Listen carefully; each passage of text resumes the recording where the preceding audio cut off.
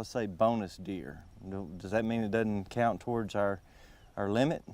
That's right. It's an extra one that is above the statewide buck limit. Anytime it says bonus, it could be, some management areas even have bonus turkeys, some have bonus deer, so that's an animal you can get above the statewide limits. The thing with coming down here is you need to know that there are some restrictions in place when you're hunting deer down here, aren't there? Yeah, we have antler restrictions at Laurel Hill. There's probably, I'm guessing, 4 wildlife management areas across the state that still have some type of antler restrictions. So at Laurel Hill, a buck has to have at least 4 points on one side or at least a 15-inch spread. What you're allowed to take, is it one buck or is it one doe? What are you allowed to take out here? Most of the gun hunts are buck only. You can only harvest one buck, and it's a bonus. The third gun hunt, that is the first weekend of December, it's a either sex hunt, so you could kill a doe or a buck. Okay, and what about the juvenile hunt? The juvenile hunt, the antler restrictions are lifted, so a youth could come and they can kill anything they want to, a buck or a doe of any size. And that's a non-quota hunt. Anybody can come out here for the juvenile hunt. Yep, that's like mid-October, 17th and 18th, I believe, are the dates, and the youth can come kill a buck or a doe. You know, there's that old movie about baseball. They say build it and they will come. Nothing happens accidentally, really, does it? I mean, this land out here, you've been manipulating this for the whole time you've been here. Yeah. And on top of that, you had a tornado come through and tore down a bunch of trees. How have you worked to improve habitat on this property?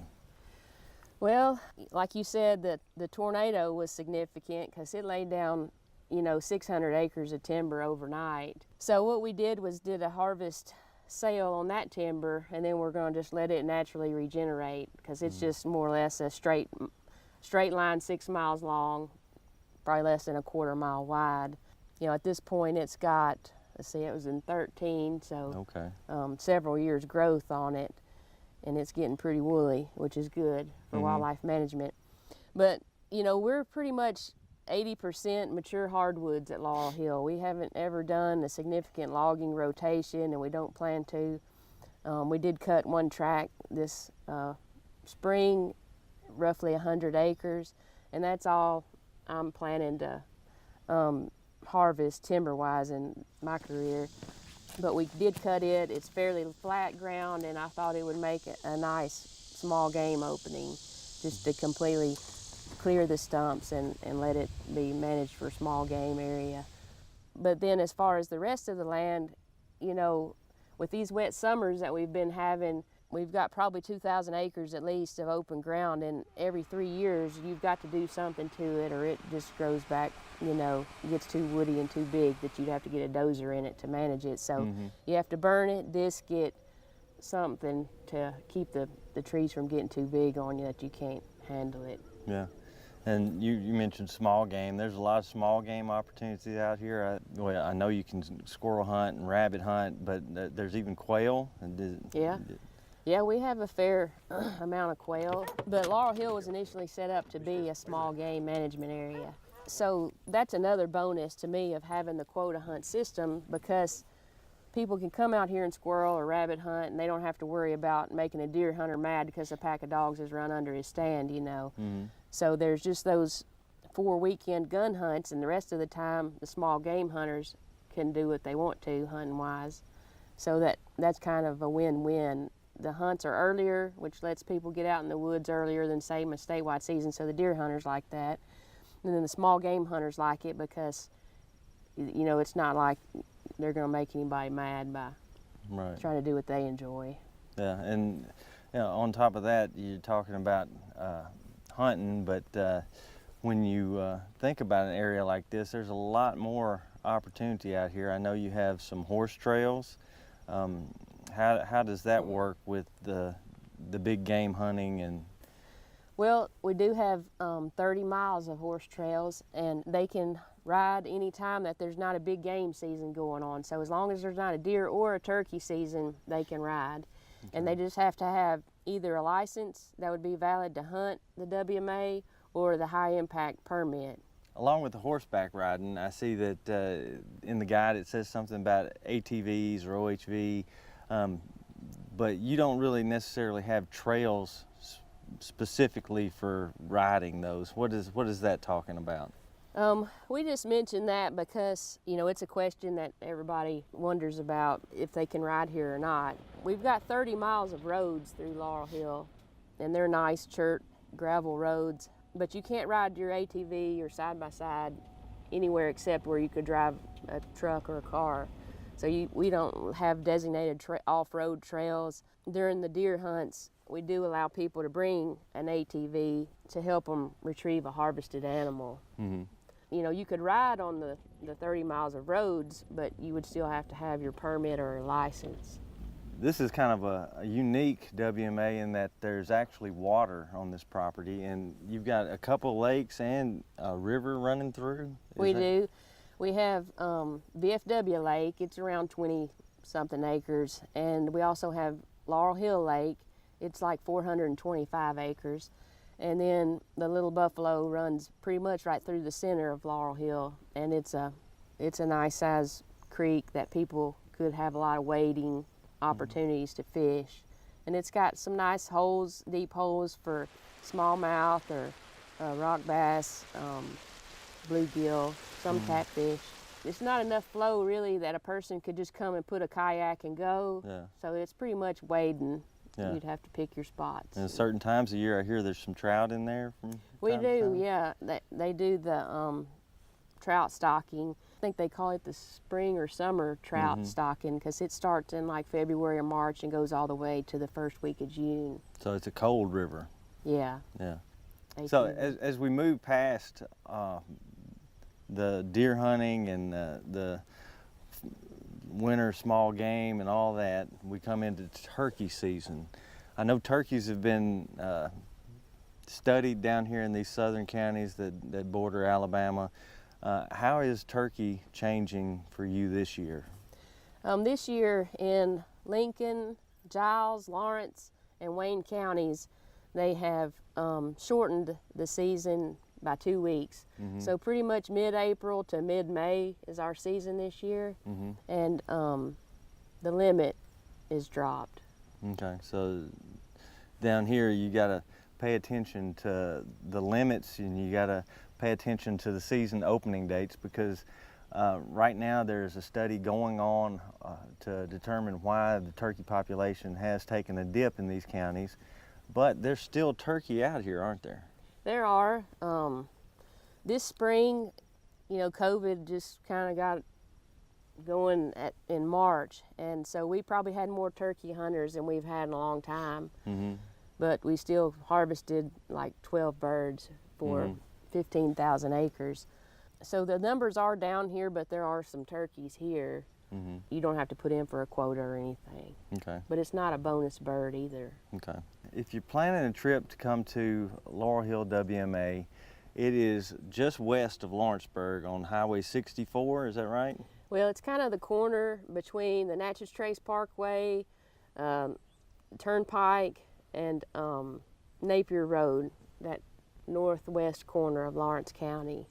And we do have some campgrounds as well, primarily for hunters and fishermen, but there's 3 primitive campgrounds that people can come and stay. Okay, and like we said, the deer hunts this year, if you hadn't already gotten your quota permit to hunt it, you're out of luck this year, but be sure and look for the quota application period this summer. If you want to come down and small game hunt, there's plenty of opportunity for squirrel, rabbit, there's some quail. You can run your dogs, have a good day. Do they have to stop hunting like a day before the big game hunts, or? Just at sunset the day before. Okay. And great place, lots of places to run around. So it's another WMA you can check out. If there are any questions that we didn't answer, go to the hunting guide and look in there and see if that helps any. If not, give us a call.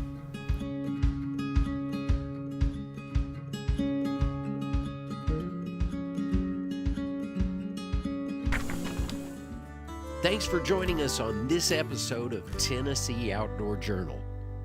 We'll see you next time.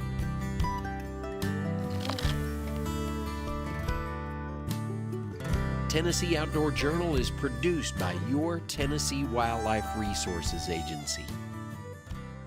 Hi, I'm Tracy Lawrence, just letting you know that the Tennessee Wildlife Resources Agency supports itself and manages all of the state's wildlife with the dollars invested by hunters and fishermen when they buy licenses. If you've never bought a license, but appreciate the abundant wildlife we enjoy in this state, I encourage you to do it. Start with the Type 01. It's a great investment in Tennessee wildlife. Learn more at tnwildlife.org. Buy your license today at GoOutdoorsTennessee.com.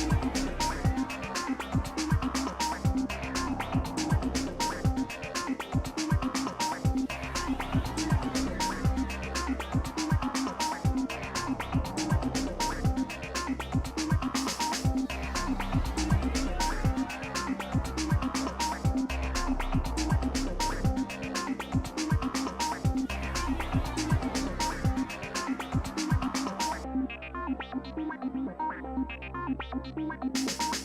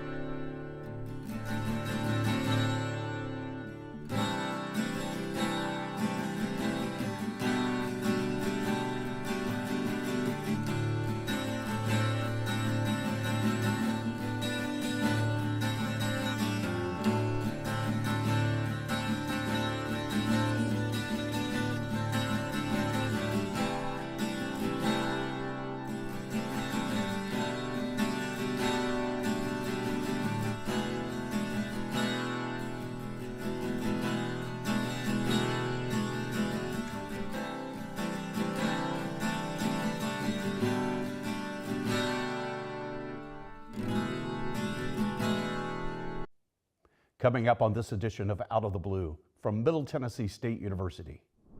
Looking for a scholarship? Apply to MTSU by December 1st, and if you meet the criteria, you could qualify for a guaranteed academic scholarship. Tony Strode from our undergraduate recruiting office gives us all the details.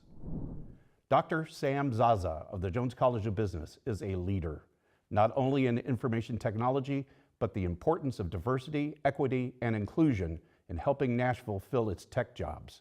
She shares her insights and ideas. And remember this major at MTSU, Child Development and Family Studies. Dr. Rebecca Oldham talks to us about how it's a great fit for students interested in what individuals and families need to find for wellness across the life space. I'm Andrew Ottman, and this is Out of the Blue.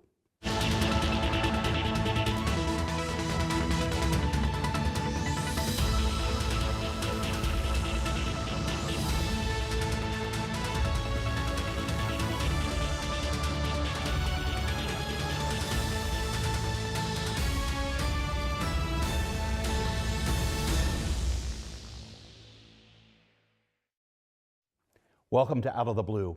I'm Andrew Ottman. Looking for a scholarship? Well, you need to apply to MTSU by December 1st. If you're an incoming freshman and you meet our criteria, you may qualify for a guaranteed academic scholarship. Tony Strode from our undergraduate recruiting office gives us all the details. Tony, welcome back to the show. Hey, thank you for having me, Andrew. You know, when it gets this time of year, all we say is December 1 deadline, December 1 deadline. It's on billboards, it's on our website, December 1 deadline. So why is December 1 so important to an incoming freshman at MTSU? Yeah. So that date's very important if you want a guaranteed scholarship. And we all know that we have so many great qualified students who are applying to MTSU. So we want to make sure that they apply by December 1st so we can get their application processed, get them admitted, and then we can award them a scholarship. Our scholarship deadline's December 1st. We have so many awesome scholarships for students. All they have to do is apply, send in their transcript, their ACT scores, and once we get that and we can admit them and evaluate, make sure they meet the scholarship requirements, then they will be guaranteed and awarded a scholarship. Now, you can apply to MTSU and be admitted beyond December 1st. Absolutely. And when we talk about a guaranteed academic scholarship, that's different than me just applying for a scholarship and I write an essay and all these things. It's a whole different kind of critter. What does a guarantee mean? Yeah, so if you meet any one of those scholarship thresholds with the ACT and the GPA, you're going to get that scholarship. Period. Automatic. There's no extra application, there's no scholarship essay, anything like that. You just have to apply, send in your transcript, your ACT scores. Once we get that and we evaluate it and see that you meet the requirements, you'll be awarded that scholarship. There's a whole range of these scholarships, and I want to talk them through a little bit, but we're really excited about the new enhancement of the True Blue Scholarship. Yes. And it's because it begins at an ACT score of 22. Absolutely. That's pretty cool, right? Yeah, that's awesome. I mean, it's the most money awarded to a student with the 22 to a 24 on the ACT, combined with that 3.5 GPA, gets them $3,500 a year. That's $14,000. That's $14,000 for 4 years, which is awesome. I mean, that's pretty much taking care of, maybe most of your tuition, depending on how many classes you're taking and things like that. And the great thing about that is that it's stackable too. So if you qualify for the Hope Scholarship, which if you're a Tennessee resident and you have that 22 or higher, you're going to get that Hope Scholarship. Right. Absolutely. So you're stacking that on top of any federal money that you're getting, any outside scholarships that you may receive as well. You can stack that True Blue Scholarship on top of that too. You may even get some money back at the end of the year. It really is amazing, and it's the largest of its kind in the state. We're really proud of that. I love the fact that we're making these scholarships accessible to these great students in the 22 to 24 band. I also love the fact, like you mentioned, the Hope. The state recently expanded the benefit on the Hope. So combined with that, you talked about that plus the Hope. Yeah. It is almost tuition free. It's very, very close to it, right? Very close. And every student is different depending on how much money you're receiving in scholarship. And that's just, the starting band. So if you get higher on the ACT and still that 3.5 GPA, you'll get more money in a guaranteed scholarship. You are all about segues. That's good. So okay, the presidential scholarship, what is that? So that one is $4,500, and that same as the previously True Blue, you'll get that over all 4 years. And once again, stack it with the Hope Scholarship, with any Pell Grant, with any outside scholarships as well. All that combined together. And that one is an ACT band of a 25 to a 29. And for sure, that benefit plus the Hope really does cover your tuition costs. Absolutely, that And will that's cover your tuition. just a fantastic thing. Then 30 and up, Yep. we've got the trustee scholarship. Yes, right? sir. And that one is $5,000 a year. And for those students in the trustee scholarship band that are at the very high end of the ACT, we've got another bonus for them. Absolutely. What's that? We're really excited about this one too. This is our new Centennial Scholarship. So from a 34 to a 36 on the ACT, that's giving you a total of $8,000 per year. So that definitely is taking care of your tuition. It really is. It really is. Just with that scholarship, and as we said, with the Hope Scholarship, anything else that you get, I mean, you're off to the races with that amount of money that you're getting. So many people don't do the math on this because you're right, because they're stackable. There's also other scholarships you can get from private sources, foundations, and things like that. But stacking on top of all that, suddenly you've got enough that covers your tuition. Then you can start chipping into like room and board. Yeah. And then you start chipping into money in your pocket after the semester is over. Absolutely. I know several great students who have managed their scholarship budgets such that when they leave with money in their pocket to go into the real world. Absolutely. And I don't think enough people talk about that. No, I mean, I don't think they do either. And then just being able to graduate debt-free. Right. I know here at MTSU, we already have students graduating with very low debt, but even just getting out of, your bachelor's degree with no debt and actually making money, being paid to go to college, I mean, you can't get any better than that here. Tony, there's so many scenarios where you can go to MTSU for tuition free. Where can I find out about this? Yeah, so if you just go to our website, mtsu.edu/mtfree, it will take you to that webpage, and you'll see so many different, like you said, scenarios where students can qualify to be tuition free. And then you'll see how you can actually get money back. Well, Tony, you and your team do a fantastic job of welcoming these students to campus, the outreach throughout the state of Tennessee, and plus Alabama, Kentucky, Georgia. I mean, we are just all over. Absolutely, yeah. And that's just a few. We're national. We get applications from all over the country and international too. So we're excited about it. Tony, thanks for all you do. Yeah, thank you. And we'll be right back. I am True Blue. As a member of this diverse community, I am a valuable contributor to its progress and success. I am engaged in the life of this community. I'm a recipient and a giver. I am a listener and a speaker. I am honest in word and deed. I'm committed to reason, not violence. I am a learner. Now and forever. I am a Blue Raider. I am a Blue Raider. I am a Blue Raider.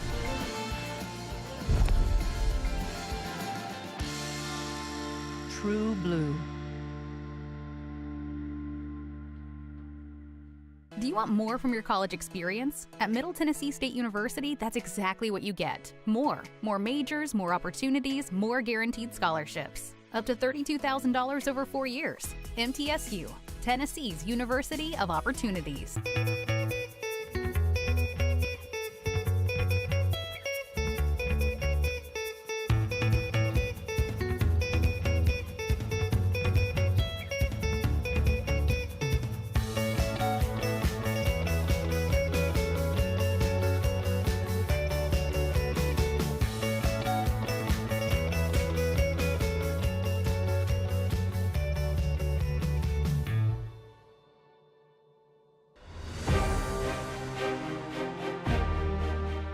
So many men and women that have served that expected to be able to have their tuition or certain assistance being given to them, and that money evaporated. With the establishment of the general fund is to make sure that all those men and women can get through MTSU and pursue what they thought they could do when they came on back. We're extremely proud that the Predators have identified the need to help make this fund one of the best at our university for our veterans.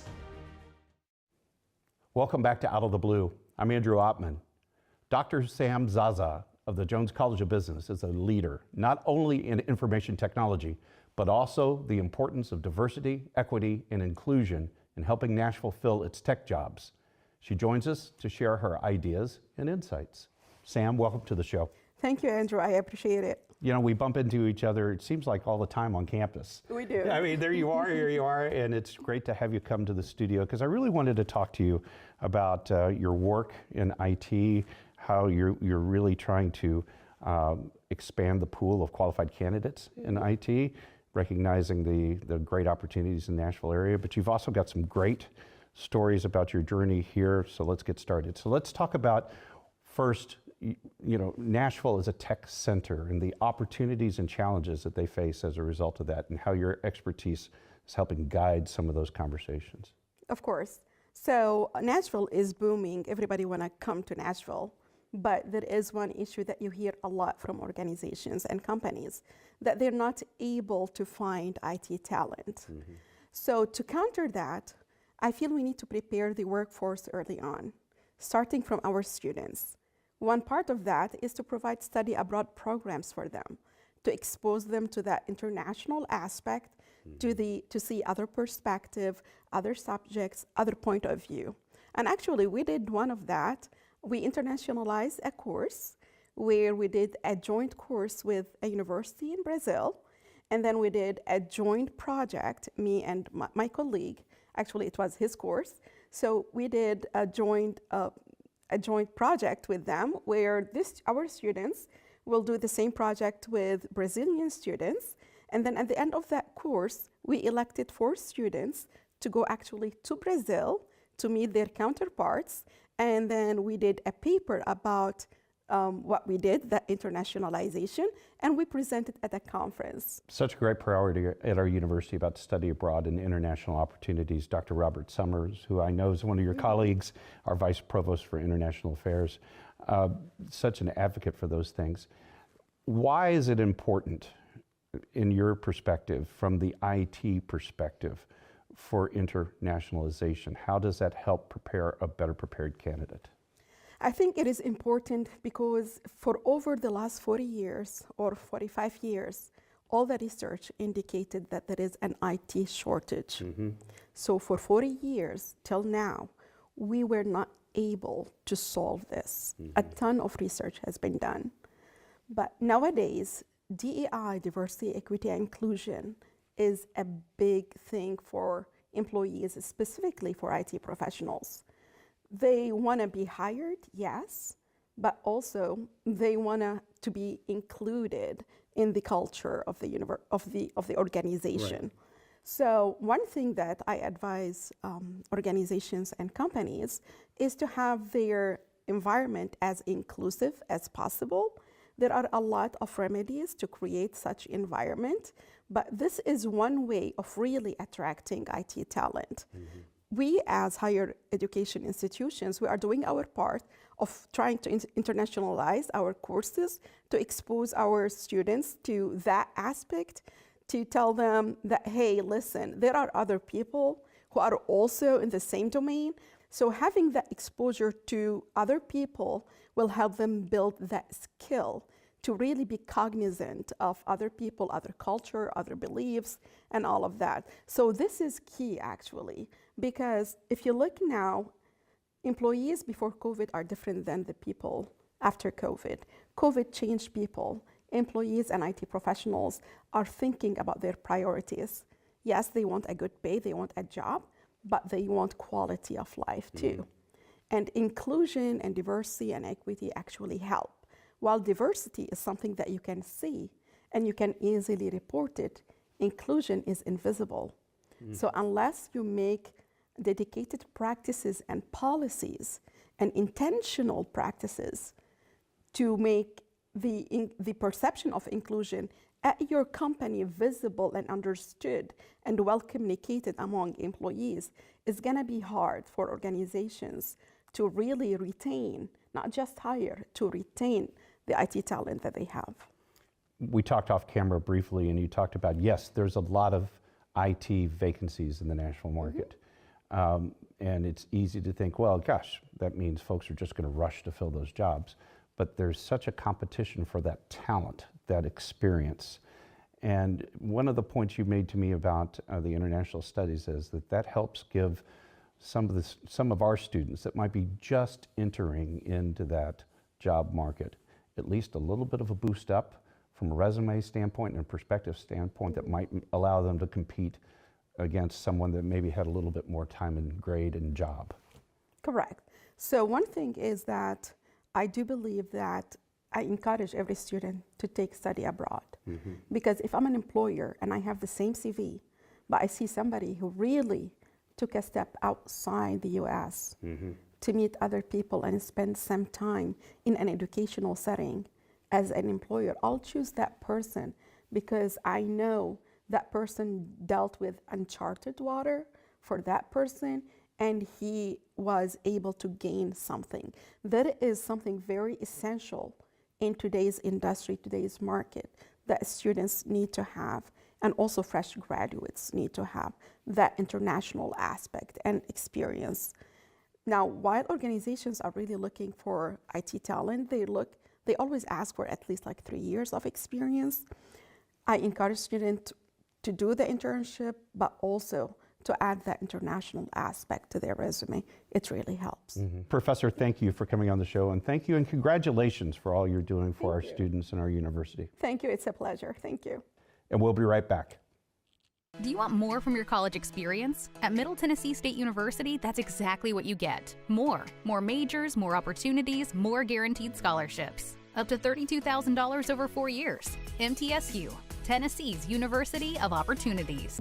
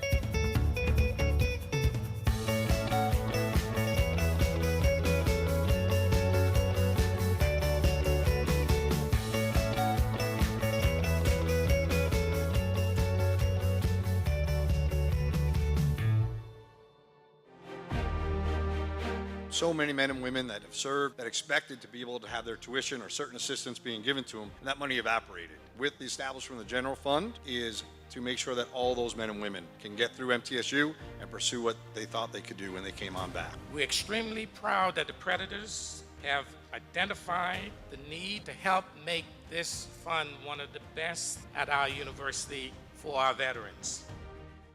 Do you want more from your college experience? At Middle Tennessee State University, that's exactly what you get. More majors, more opportunities, more guaranteed scholarships. Up to $32,000 over 4 years. MTSU, Tennessee's University of Opportunities.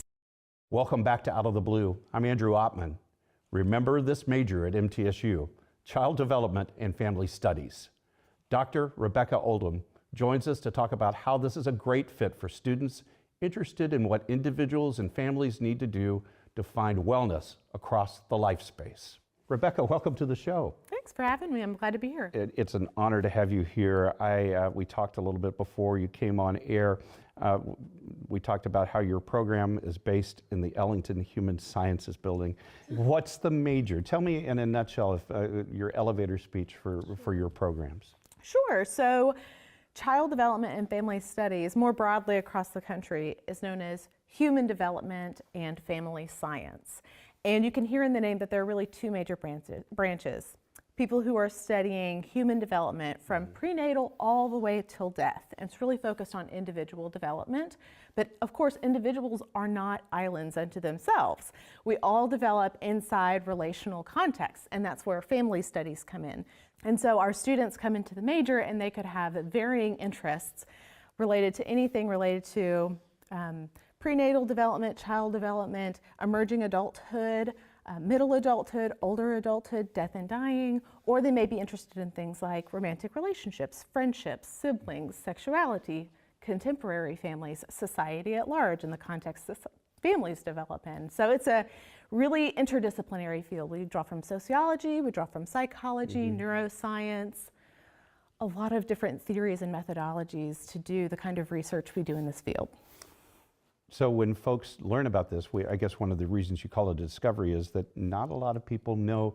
They may be interested in this, but they may not just be aware that there's a program that can get to this. And that must be a fun kind of discovery conversation with them as well. Right, so we normally engage with the STAR program where they bring students to campus, usually first-year students to campus early, and they have a panel of different majors on campus that students may not know about coming into college. They know about psychology, they may know about sociology, and they say, I want to be a counselor, so I'm going to do psychology.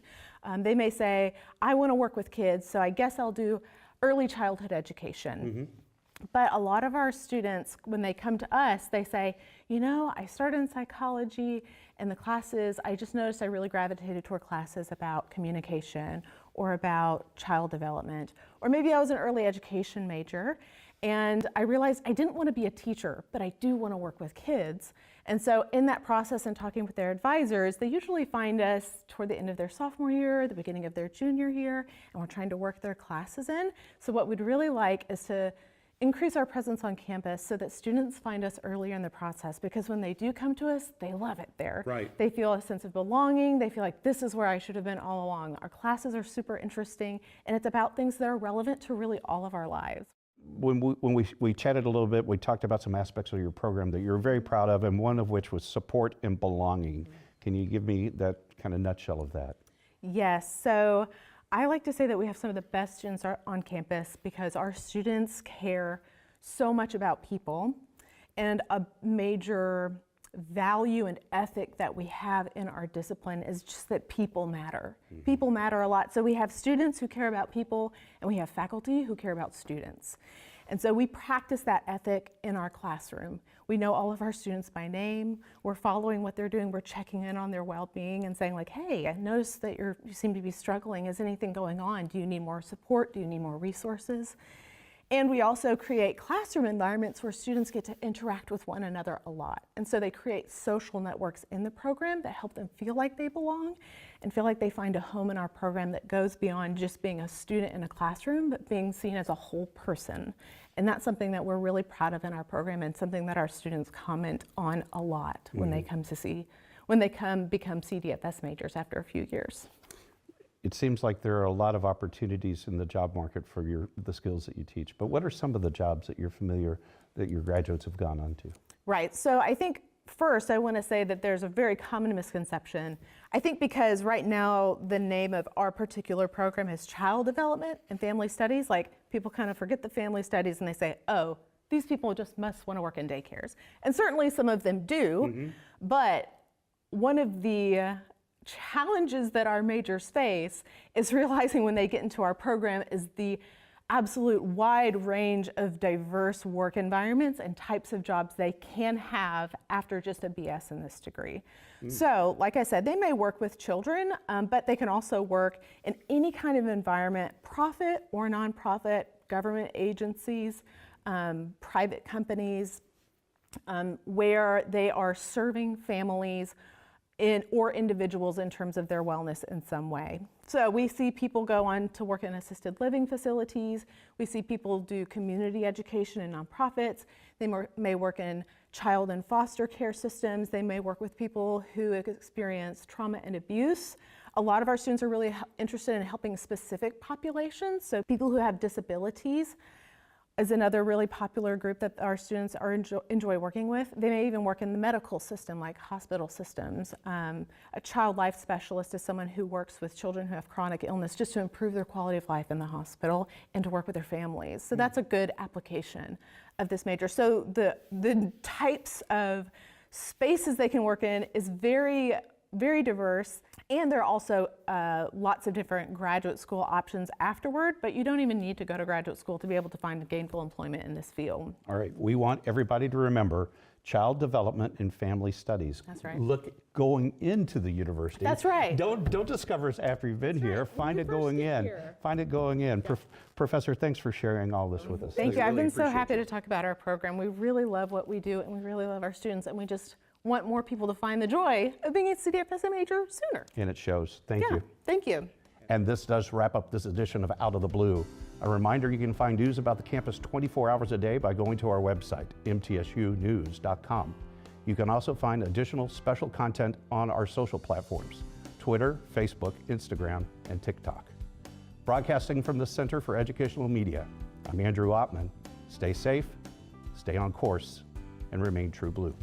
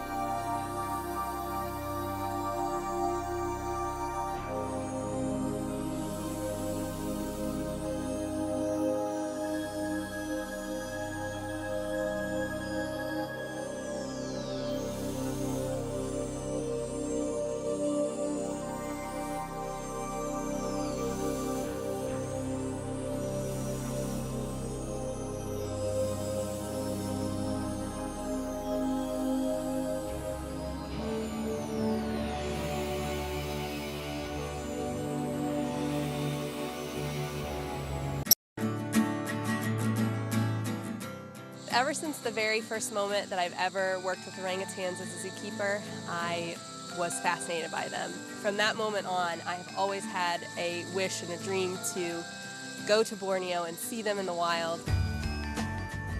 See the arm? Yeah, that's the baby? That's the baby, yeah. Oh my gosh, I was thinking tinier. We are very careful that the message and conservation of the environment and the biodiversity here in Sabah goes to the children, to the future generations. I think the orangutan has a really good chance of survival if things keep progressing as they are.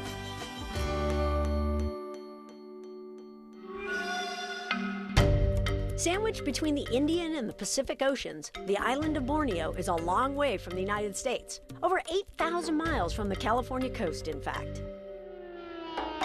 This third largest island in the world is about twice the size of the state of Montana and is rich in biodiversity. Borneo supports a variety of wildlife, around 220 species of mammals, over 600 bird species, reptiles, amphibians, and some of the world's rarest primates, including the great ape we're here to see, the orangutan.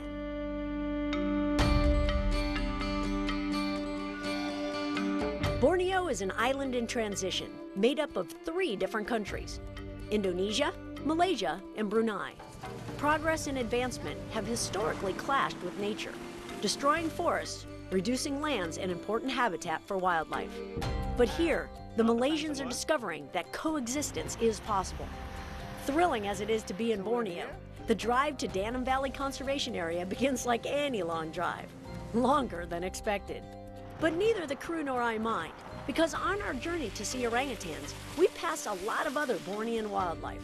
Hornbills, snakes, and then an amazing surprise. Oh, you can hear some more coming down. Bornean pygmy elephants. Oh, their feet, you can see the trees moving, feeding, bathing, eating, messing around. Little baby over here. Smallest species of elephant that there is in the world. Females probably no bigger than 6 or 7 feet. Males no bigger than 8 feet. Listen to that. Listen to that. A little bit of trumpeting, a little bit of social stuff going on. There are estimated to be less than 1,500 Bornean pygmy elephants left in the wild. And to literally round a curve and come upon this endangered species like we did was beyond incredible.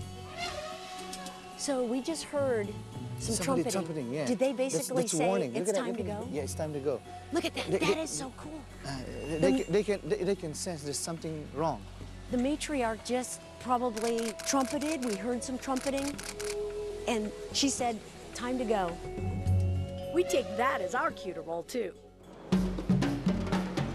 Our 4.5-hour drive to the lodge is taking us twice as long. But to see this much wildlife before we even get to the lodge is so worth the time.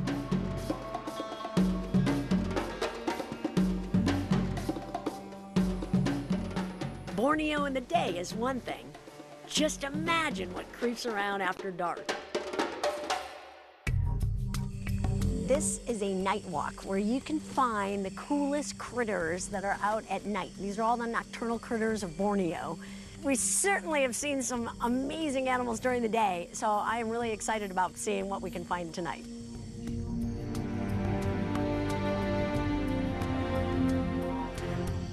So cool. One of the first species of frog we run across is a harlequin flying frog. Borneo has the most species of flying animals than any other place in the world. And if anybody ever believed that a frog could fly, this would be it. This guy uses these sticky little feet when he lands on a tree, but he uses these great rear feet and the amount of skin that's in between them as a way to help him glide through the trees. Look at all that. All right, let's let you go. There you go, buddy. Good job. Let's go look for more stuff. This would be cool.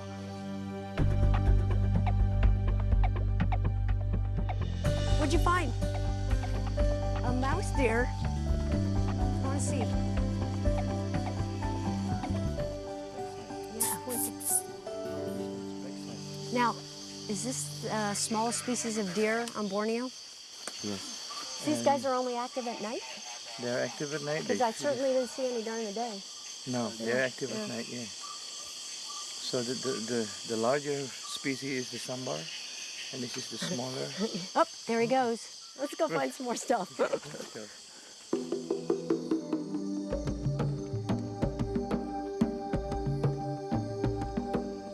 We found the coolest animal that there is on board. Okay, maybe right after the orangutan, or maybe the pygmy elephant, but this little guy called a tarsier is a small primate, but it's made up of the parts of every other animal that you could think of. It's got the ears of a bat with really cool ridges on the inside to help it hear better. It's got the eyes of an owl. It's huge for the size of its body. It's got the tail of a rat, a little hairless thing.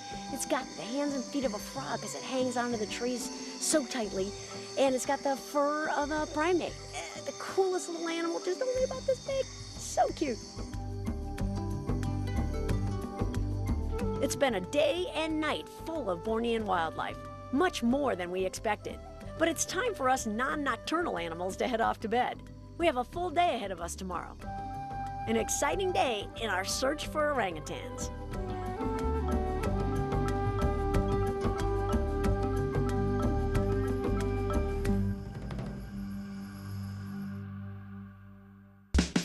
Look at this. The bugs here, look at that, pill bug, are just like amazing in size. These guys eat the leaf litter, and they're the ones, they digest it, and out the other end comes nutrient-rich soil. Without these guys and all the other bugs that are around here, you wouldn't see any of the trees, you wouldn't see any of the other animals up here. It's all about the bugs. These are the most important guys, right here. It's a bug.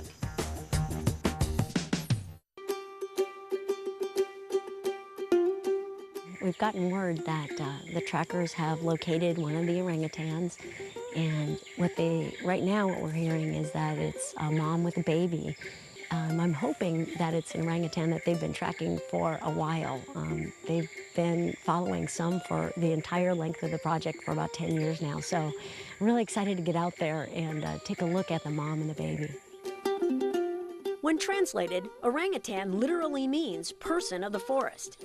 And as we trek deeper into the woods, I feel like a true person of the forest myself.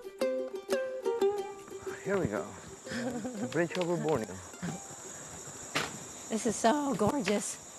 Oh my God. Look at those trees there. Yeah. On the left. Hey, don't swing the bridge. You gotta be quick because the elephants are coming. Not sure whether or not Ced's joking. I move off that bridge pretty quickly. But not too long after, we see them. So agile.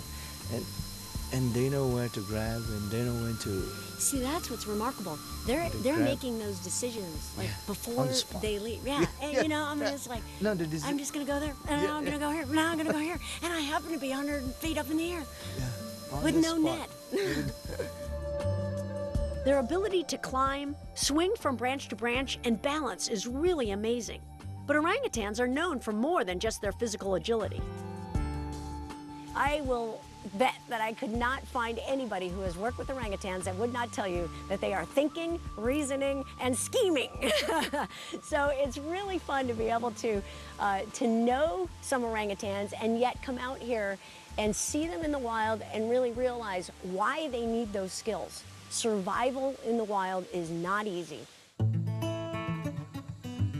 Bornean orangutans eat an amazing variety of foods. Fruits, leaves, bark, flowers, nuts, and occasionally insects and even small mammals. Females can weigh a little over 100 pounds and males up to 200 pounds. This endangered species can live to be 50 years old. So that ability to reason and scheme is key when it comes to figuring out how to survive in the wild. And it makes for some amusing observations back home, too. Orangutans are amazing mimics. One of our keepers came and was interacting with one of our females, and she was blowing her lots of kisses, mwah, mwah, mwah. And the orangutan just watched her, and that keeper came back about 3 days later, and the first thing the orangutan did was at her. Watching the orangutans has been lots of fun for Ced and me, but I figured we intruded on their privacy for long enough. Well, you know what? Maybe we should just leave them be for a little while. Okay. After all, it's been several hours since we arrived, so we hit the trail.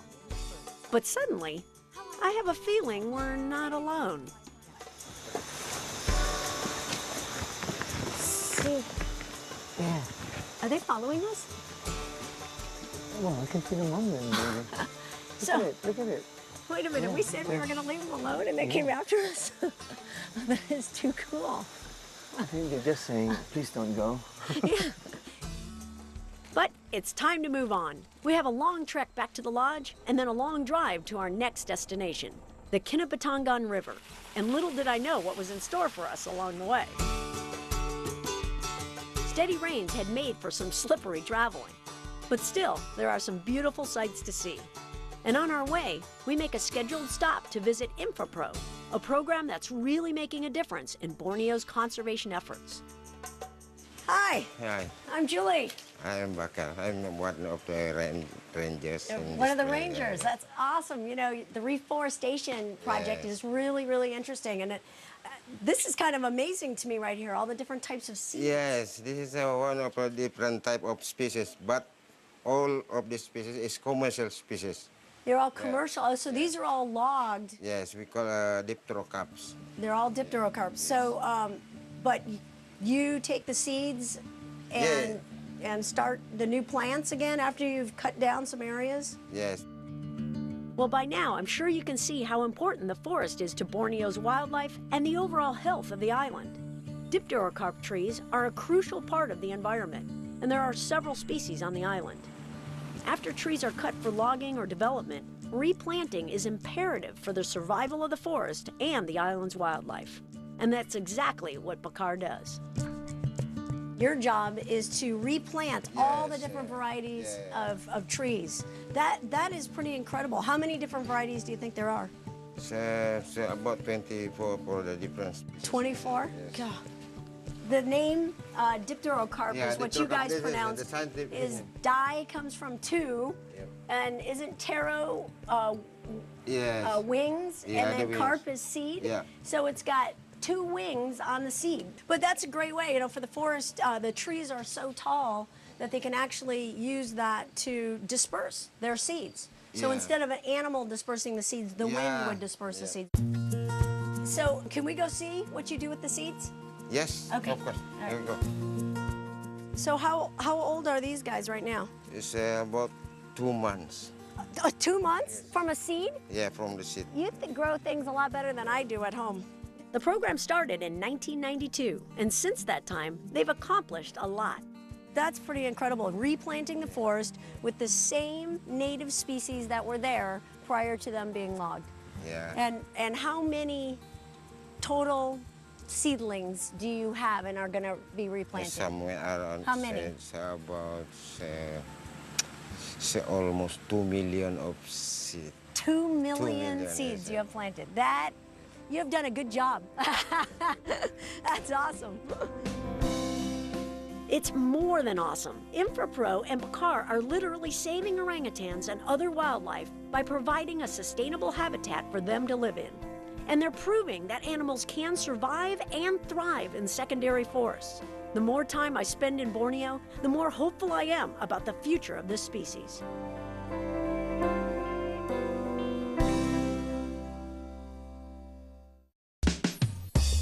Very cool, a rhinoceros beetle. This guy is one of the largest species of beetle in the world. And this is a male because his horns are so much larger than the females. This guy is incredible. They fight with other rhinoceros beetles, with the other males. They use those horns for that. It's amazing. Amazing to find him right here.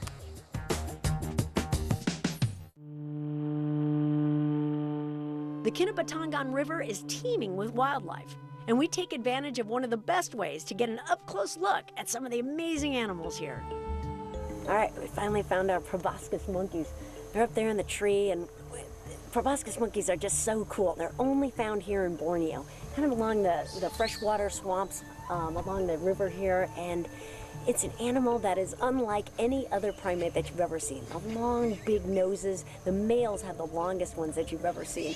And they make this resonating sound out of it. And the females obviously like it because those are the ones they pick to be their mates. It's a harem system. So basically one male will have a lot of different females and they'll all hang out together. The male will protect the females. And about half of these females have offspring. So this guy has been pretty productive over the last few months. The babies are good news because the proboscis monkey is an endangered species, experiencing the same challenges as the orangutan and other Bornean wildlife, primarily loss of habitat. But recent changes are making a difference. Conservationists are finding that by engaging local residents and helping them truly appreciate the natural treasures they have in their own backyard, these same people are more apt to care about what happens to animals who share their space and their home.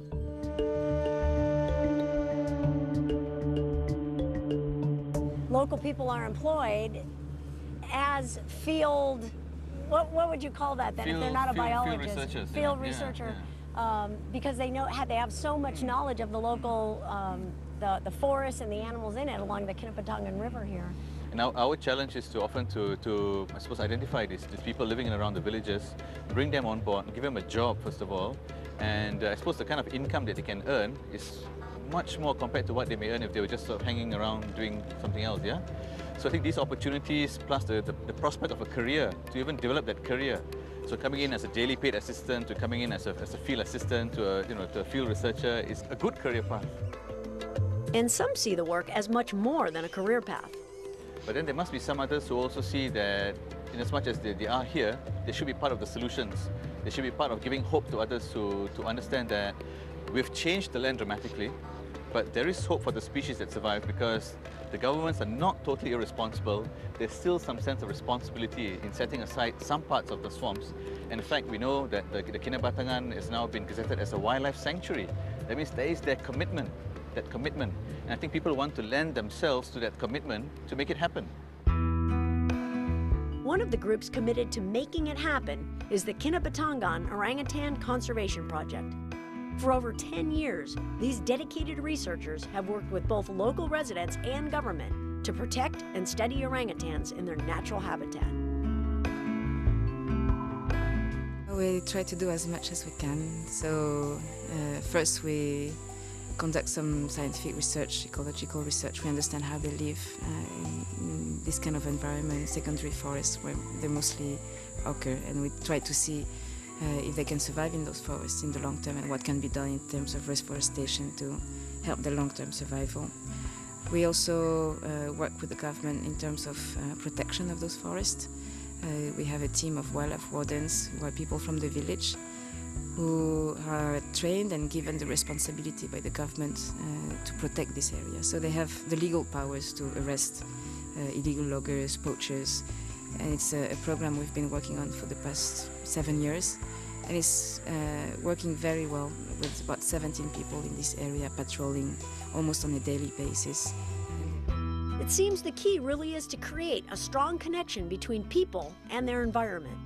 And this project believes in starting this process at an early age, with children's programs to help teach the kids about their surroundings. Jadi, maksud dia ada 2 kawasan, maksud dia kita ada berapa spesies orangutan di seluruh dunia. Ecotourism is playing a big part in orangutan conservation too. When people see these animals up close, it makes a difference, not only just for tourists. Even people that work with these animals every day feel a strong sense of connection here. I've been in the zoo business for a long time, 34 years or so, and to see a great ape in the wild for the first time, it was just incredible. Well, I kind of had to keep pinching myself because it has been a goal of mine for a long time now to come here, a dream of mine. And so I really kind of had to keep telling myself, oh my gosh, look where you are. Look at these trees, look at these mountains, look at the clouds. You're actually here. Ever since the very first moment that I've ever worked with orangutans as a zookeeper, I was fascinated by them. From that moment on, I have always had a wish and a dream to go to Borneo and see them in the wild and to see them actually, living in these amazing trees. And this newfound connection to Borneo will be transported back to the U.S. One place specifically, Tampa Bay, Florida. I'm not only going to take back just the amazing experience that I've had and use it to try to impart the experience and the just sheer amazingness of the rainforest and the animals to help our keeper staff, but also to spread that message to the guests that come to Busch Gardens so that we can make those choices and really help to save orangutans in the wild. We look at opportunities, and the opportunity is one can manage tropical rainforests to produce wood and to save wildlife, and as a place that tourists would like to come to and see that wildlife. And if we think in that way and don't get bogged down with all the problems, I think we're onto a good thing in the future. The Kinabatangan Orangutan Conservation Project is doing a fantastic job in research, education, protection, and connecting people with orangutans and their habitat. It's definitely a project well worth supporting. Busch Gardens has funded KOCP over 10 years ago, and Seawolf Busch Gardens Conservation Fund has continued to do that. They've made dramatic progress. I think one of the takeaways I'll bring back from Borneo is that when I came here, it seemed that most of the publicity suggests that orangutans have a very grim chance of survival. But after being here and seeing the people that are really doing research on the animals, who are working with the government to try to manage forests better than they are, the involvement of the community in conservation, I think the orangutan has a really good chance of survival if things keep progressing as they are. I think so too. And our next stop will show you how adamantly the people here are working to help save the orangutan.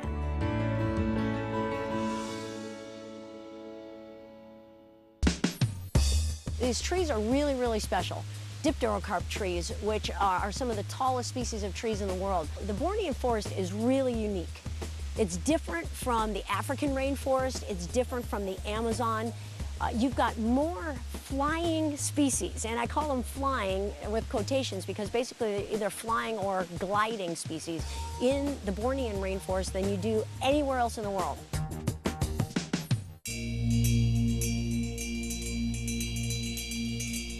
We've been in Borneo a little over a week, and one thing that really stands out to me, no matter where we visit, modern cities like Sandakan, smaller villages along the river, or more remote locations like Danum Valley. Jacuzzi pool, I think I found the right spot. I'm going for it. There is a growing sense of the benefits of balance, and nowhere is this more affirming than at the Sepalak Wildlife Rescue Center. We pull in just before 8 a.m., about the same time as the school bus.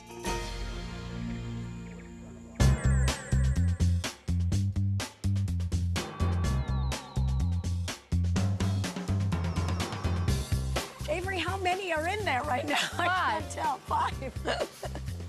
That is adorable. Every morning they get to go in the wheelbarrow. Do you call that something?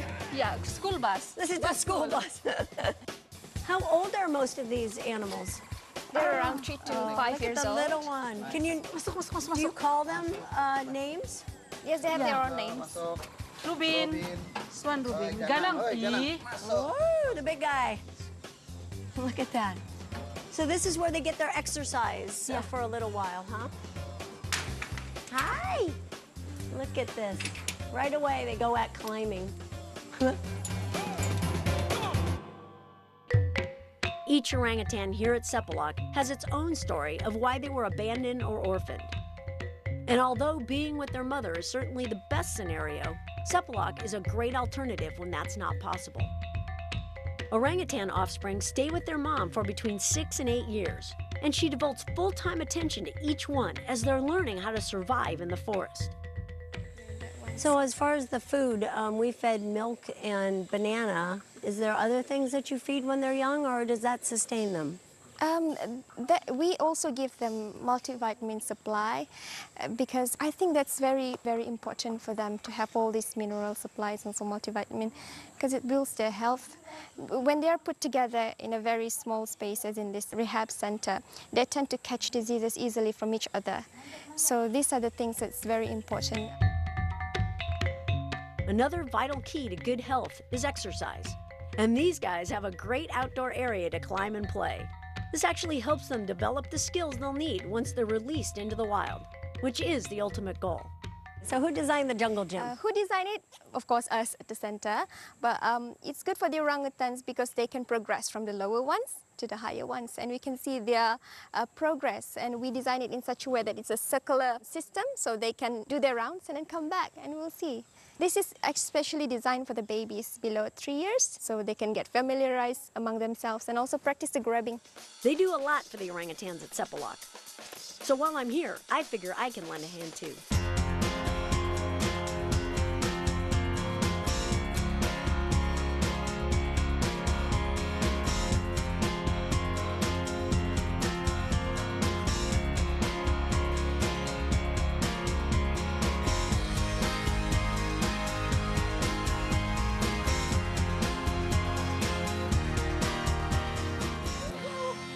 They may not get hand-bathed like the orangutans at Sepulak, but the orangutans at Busch Gardens Tampa Bay are fortunate to have lots of room to climb at their new habitat, Jungala.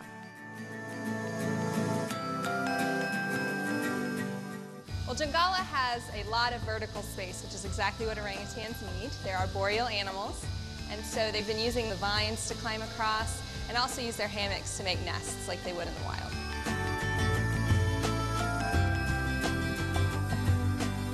The trip to Borneo certainly inspired me, and I know it changed April and Dr. Olson as well. The Borneo trip was really an incredible experience for both April and myself. I think the thing that most affected me was seeing some of the individuals working so hard with conservation efforts with orangutans and the habitat there. The involvement of the community and how many people were truly involved, very dedicated to conserving the species and habitat. Our trip to Borneo, if anything, inspired me to be more dedicated about orangutan conservation. Seeing them in Borneo, seeing them in the forest, meeting the people that are actually doing conservation work over there, just helped me to know that I can make a difference and that everybody can make a difference.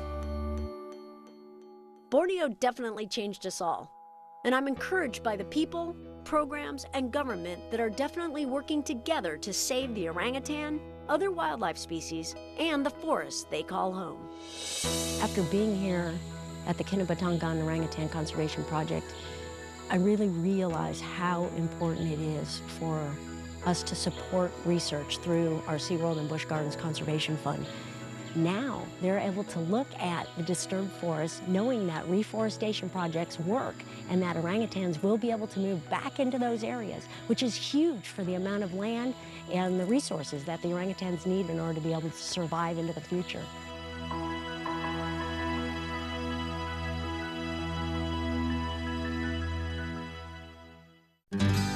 Hi, I'm Jenny Bush, Conservation Ambassador for the Anheuser-Busch Adventure Parks. SeaWorld, Busch Gardens, and Discovery Cove are dedicated to the conservation and preservation of wildlife. And we believe the stories like the one you just experienced need to be told. The primates featured in this program are just a few of the many species that benefit from the SeaWorld and Busch Gardens Conservation Fund, a nonprofit charitable organization dedicated to habitat protection, wildlife research, animal rescue, and conservation education. Your support to the continued viewing of programs like this is appreciated. I encourage you to learn all you can about animals and their environment. Remember, we're all interconnected. What happens to them eventually happens to us, so we need to protect them and their habitats. Together, we can make a difference.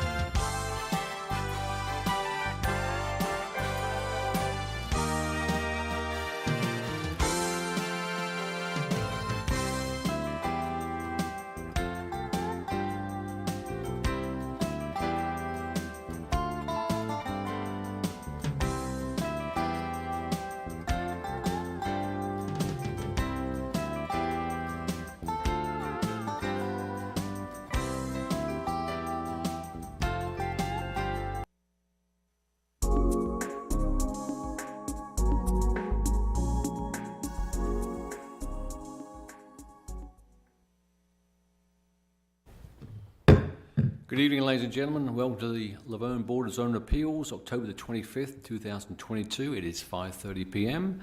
I'll call this meeting to order. We do have a quorum. If you could just review the minutes from the July the 26th regular meeting, if you would. Any comments or changes, let me know. If not, I'll accept a motion.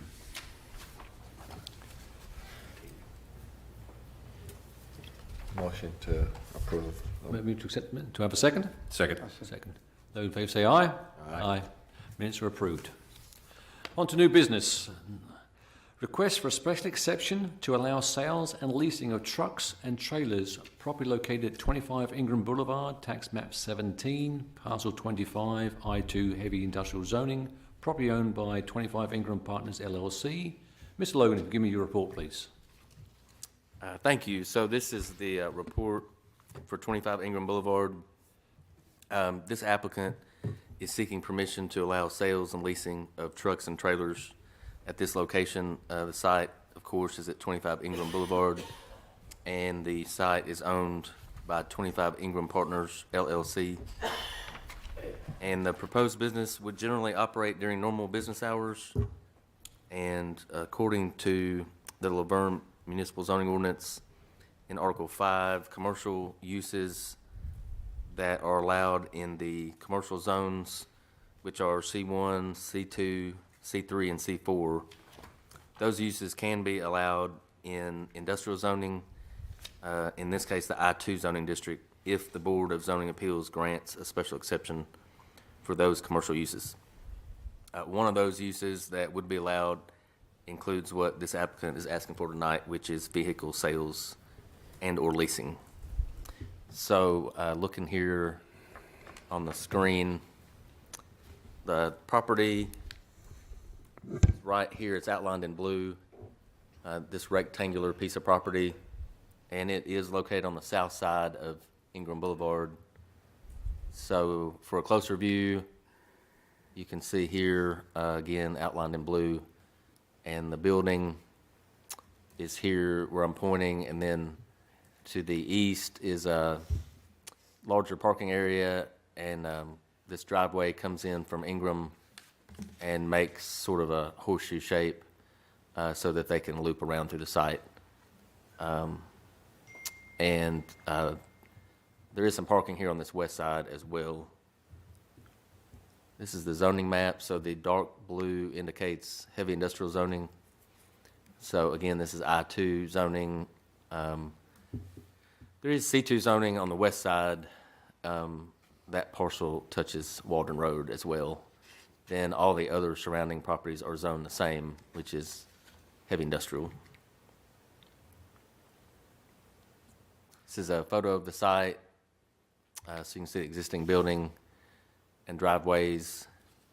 So this is Walden Road would be behind you, and this would be going down Ingram to the east. And the next photo is looking west.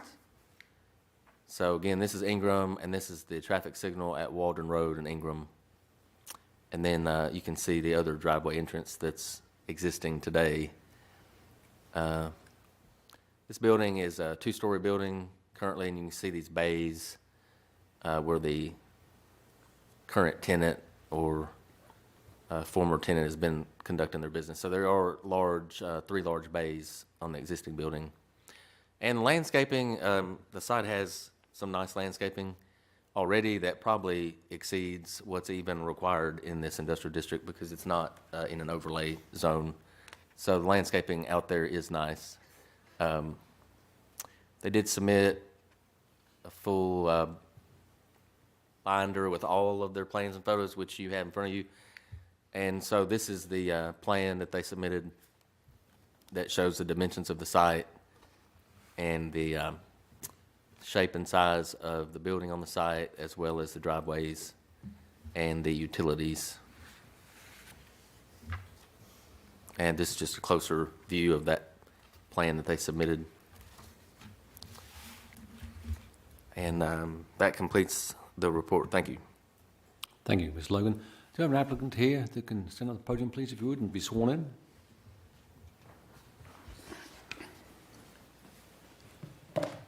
Do you promise to tell the truth, the whole truth, nothing but the truth, to help you God? I do. Please state your name and address for the record, please, sir. I'm Bill Herbert. I'm with the law firm of Thompson and Burton in Nashville. Our address is 1810 West End, Suite 1550 in Nashville. Thanks, sir. Any comments or questions for what Mr. Logan's report was? Any add on to it? I've got a little bit of a presentation for you, but I would say that, and this is on me. When Mr. Logan and I first started talking, my client had been telling me that they were going to do some sales on site. They are not going to do that. There's no sales. This is simply truck leasing, and that's all. So I just wanted to clarify that.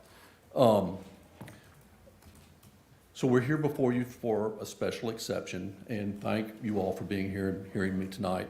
As Mr. Logan said, this property is zoned I-2 heavy industrial. We're going to use the property as is. We're not going to make any changes to the utilities. We're not going to expand the building in any way. We're going to completely as is. The previous use is a concrete pumping company, and I've driven by there, and they may kind of still be in that building, or they may not be. I really don't know. So we're going to be using it to lease trucks. And if you look over in my little memorandum that I submitted to you all on the Exhibit A, these are the types of trucks that they're going to be leasing. And so they're going to be leasing these tractor trailer, but just the tractor component, no trailer component, and medium and light duty box trucks. I was told initially that they would keep about 30 trucks on site. That has been clarified with me. There will be about 15 trucks kept on site. Furthermore, there will be no walk-in business at this site. These trucks are leased to commercial users, and so there's no traffic coming into the site. I'm told that the company intends to employ between 8 and 18 people on site. And that's really about it. As you all probably know, a special exception is a use that comes before the Board of Zoning Appeals. It's a use that's permitted by right under the law, provided that I show you that it complies with the conditions that are set forth within the LaVergne zoning code. In my memorandum, and I'll touch on these very briefly, and I won't dwell. In my memorandum, the conditions that are in the zoning code I've set out as numbers 1 through 9 in the memorandum. I've addressed each of those, and just as a matter of law, quite frankly, I'll just touch on them very briefly, and then I'll turn this over. So the zoning code asks about points of ingress and egress. There are 2, and you all have seen that. There'll be no changes there. It asks about parking and loading areas. You can see from the aerial photograph, we'll be using that as is. There'll be no additional parking at all. It'll be used completely as is. The refuse service is located to the side of the building in the existing place, so we'll be using it in the exact same location. Utilities will be exactly the same. We won't add to or move any of those. The property is secured by a chain link fence. Also, you notice around this property that there's wooded areas, and this is stream buffer. We will leave the stream buffer exactly as it is. We won't encroach into it, and we won't degrade it in any way, exactly as it is. The sign that's on the property, it'll be changed to be the new user, but there'll be no change in the size or illumination or anything like that. The open space that's required by the city, we feel like was met by the current user, quite frankly, and there'll be no change to that. We feel like the use is generally compatible with the area. And if you need to see any more detail, I know that Alta survey that was given to you, it was really small. I've got it blown up. If you need to see it or have something that's more readable. Just quickly. Give that to you. It's a heck of a lot easier to read than that other little computer paper that I had to. So, and with that, I'll conclude and be happy to answer any questions that you have, and thank you for your time. Well, first I'd like to say thank you for a very in-depth report and information. That's always very helpful to us.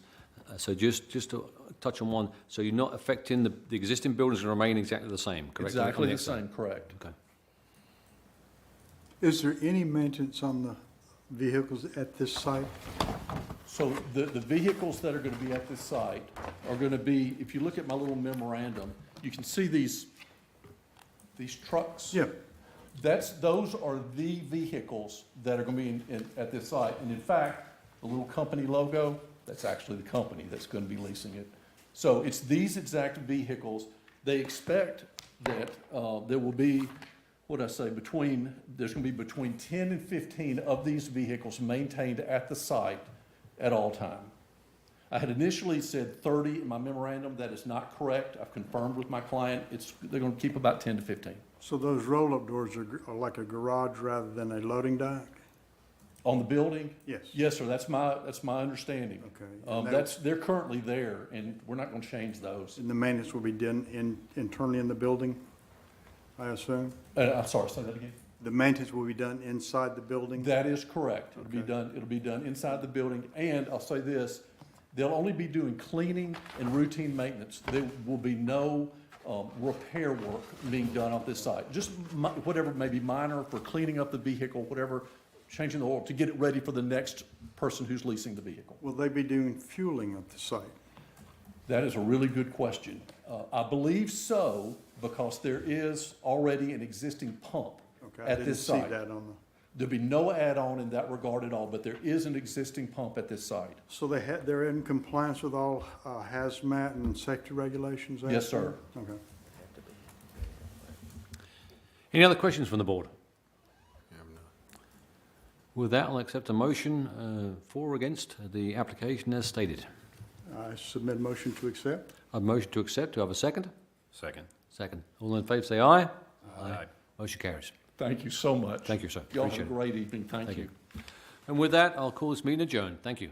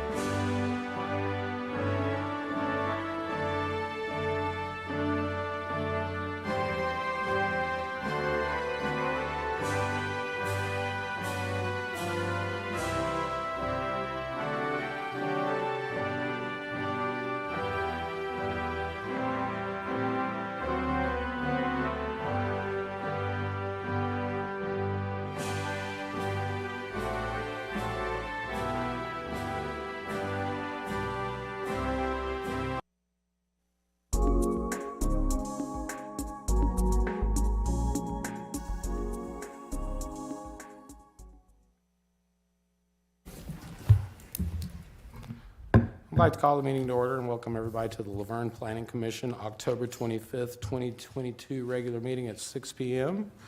We do have a quorum. Our first item of business is to approve the meeting minutes from September 27th, 2022 regular meeting. Motion to approve. We have a motion to approve. Do we have a second? I'll second. All in favor, we have a second. All in favor say aye. Aye. All opposed? Motion passes. First item of business, recommendation to the Board of Mayor and Aldermen for subdivision acceptance. Lieutenant Frank Walkup, Phase 1 and 2, property located off Jones Mill Road, requested by Womble and Associates, R1 Low Density Residential Zoning District. Mr. Logan. Thank you. So staff has been looking at items 1 and 2 today, and due to the applicant's inability to meet the city's standards, they haven't been able to complete what they're supposed to complete for these subdivisions. So this would be probably the 4th month, maybe the 3rd, that they've been on this agenda. So staff's recommendation would be to make a motion to withdraw these and take them off the agenda. Then at such time that they complete their end, they can resubmit to the Planning Commission. Very good, sir. Do we have any questions for Mr. Logan on this item? No questions. We'll entertain a motion. Make a motion to withdraw items 1 and 2. We have a motion to withdraw items 1 and item number 2. We have a second. We have a second. All in favor say aye. Aye. All opposed? Motion passes. Just for the record, we're going to read item number 2. Recommendation. Item number 2 was recommendation to the Board of Mayor and Aldermen for subdivision acceptance, Minerva Village Phase 1, property located off Hollandale Ridge Road, requested by Womble and Associates, R3 High Density Residential Zoning District, which motion to withdraw passed. And item number 3 is deferred, Mr. Logan? Yes, sir, that's correct. And so we're going to item number 4. Site plan, Palm Commodities, new building addition totaling 5,400 square feet on 4.11 acres, requested by CIA LLC, property located at 1289 Bridgestone Parkway, tax map 17, parcel 28.04, I-2 Heavy Industrial Zoning District, property owned by Fiji Strategic Realty Investors LLC. Mr. Logan. Thank you. This is a site plan request for approval for the Palm Commodities building, and this building is located at 1289 Bridgestone Parkway. And you can see here on the screen that this area outlined in blue.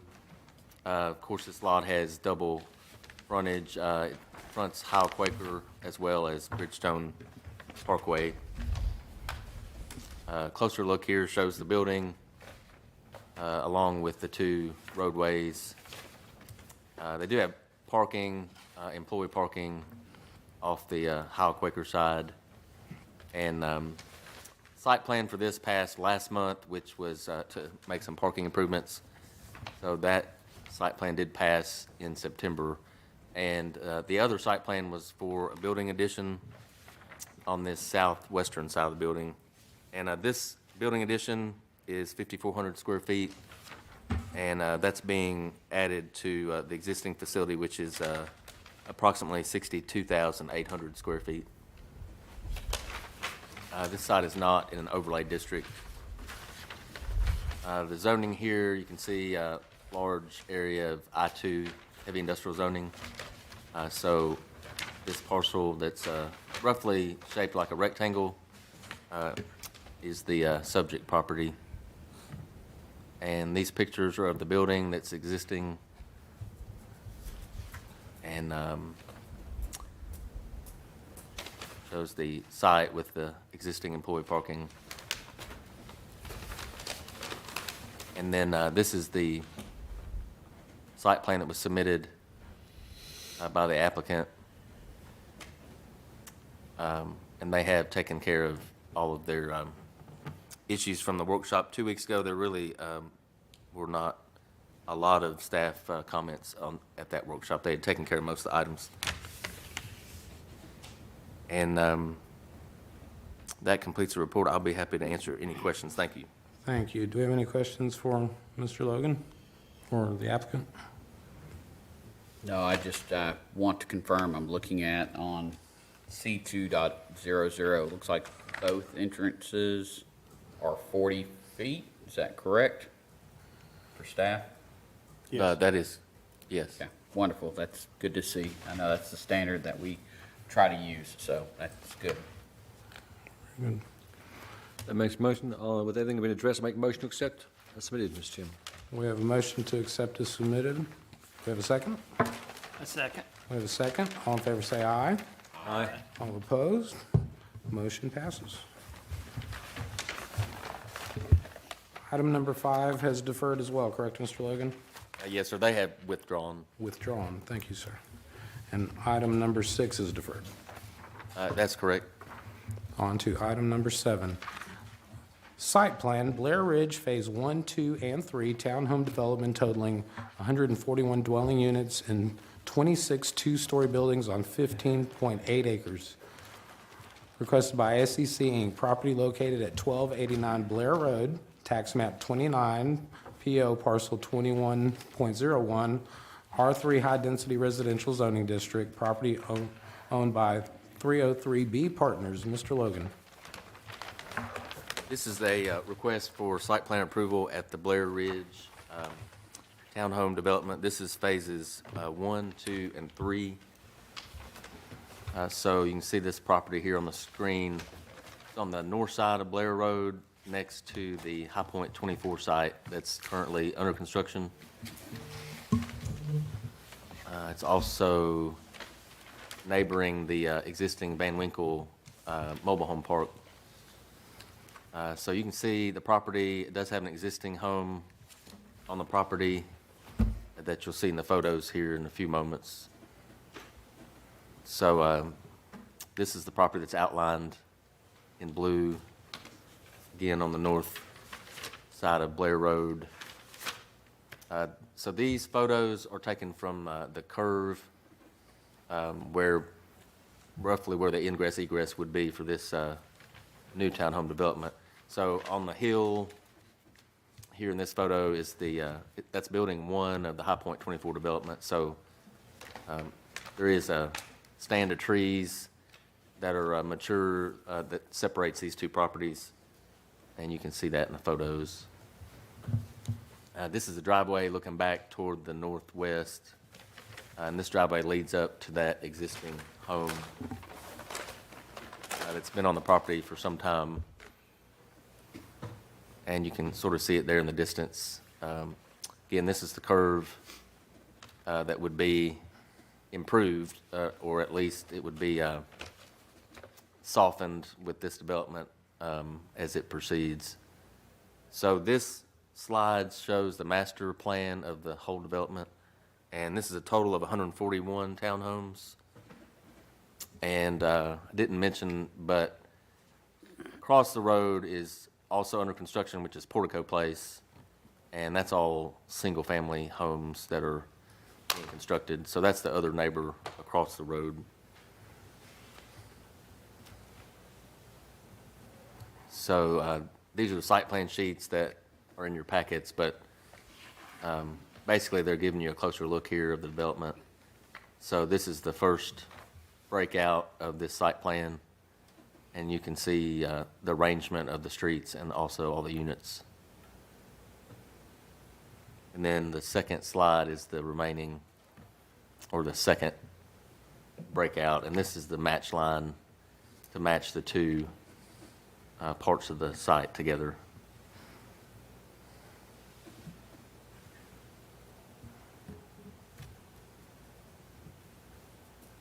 And this property also had just a few, 2 weeks ago at the workshop, and just a few technical comments, and those have also been addressed. So that completes the report.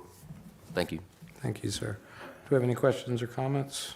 Yes, sir, I've got some questions for the applicant. Will the applicant please come to the podium, state your name and address for the record, sir? Matt Taylor of SEC, 850 Middle Tennessee Boulevard. Thank you, sir. I can see, it looks like the little picnic area was added. Yes, sir. But I wanted to ask about the trash compactor. That was supposed to be removed. Is it still showing on your plan set? Yes, sir, I'm looking at C0.3, and it's there, and I believe it's on .2 as well. Yeah. It still shows as being there. We can get that taken off. Maybe they printed the wrong set, but it was supposed to be taken off. We were gonna do the carts instead. That's what I worked out with my client. And that's what it looks like on here, so that's why I was confused and wanted clarification, because it looks like there's an area marked out with what looks like black carts all over, but then you also have the trash compactor. Yes, sir. That's the intention, is the carts. So we'll get the compactor taken off. I apologize.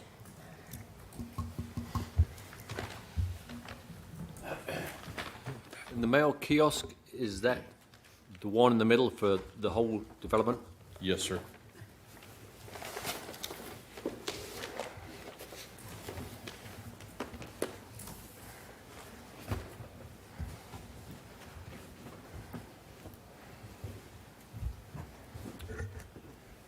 Well, Mr. Chairman, that was it.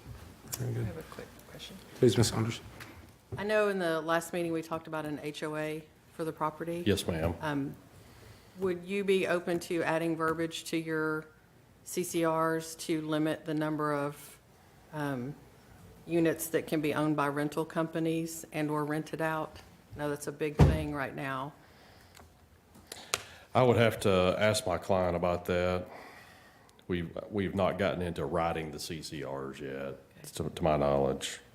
Because I know there's been an instance here in LaVergne where a company came in and bought the whole development to make it a rental community. So that's why I asked. I know our HOA is looking into it. Okay. Changing our CCRs to I'll certainly talk to my client and percentage. see what we can do there. Thank you. Yes, ma'am. Any other questions or comments? None. With this being its site plan, with the compactor being on there, it can come off at final, correct? Mr. Brown? I mean, if he's willing to remove it, we'll just look at it as being removed. Very good. With that, we'll entertain a motion. Make a motion to accept, submitted. Motion to accept is submitted. With the understanding of the final comes back, the trash compactor will be removed. Very good. I will second that. A motion Well, to, please. So to accept submitted, removal of the trash compactor and qualifications from the applicant for the CCRs. Which would come out in final. Discussion, would that not go against us not allowing, This is a site plan, not the final. okay, that's fine. You're thinking contingencies. Yeah, our second still. So we have a motion and a second. All in favor say aye. Aye. All opposed? Motion passes. Thank you, everyone. Next item. Site plan, Middle Tennessee Electric Membership Corporation, LaVergne Electrical Substation on 3.49 acres, requested by Reagan Smith and Associates. Property located at New Sanford Road and Industrial Boulevard, tax map 29, parcel 14, C2 Highway Service Commercial Zoning District, property owned by Middle Tennessee Electric Membership Corporation. Mr. Logan. So this is the request for site plan approval for the substation by Middle Tennessee Electric Membership Corporation. And this is the new LaVergne substation that would be built on Industrial Boulevard and New Sanford Road there at the corner. So you can see the property here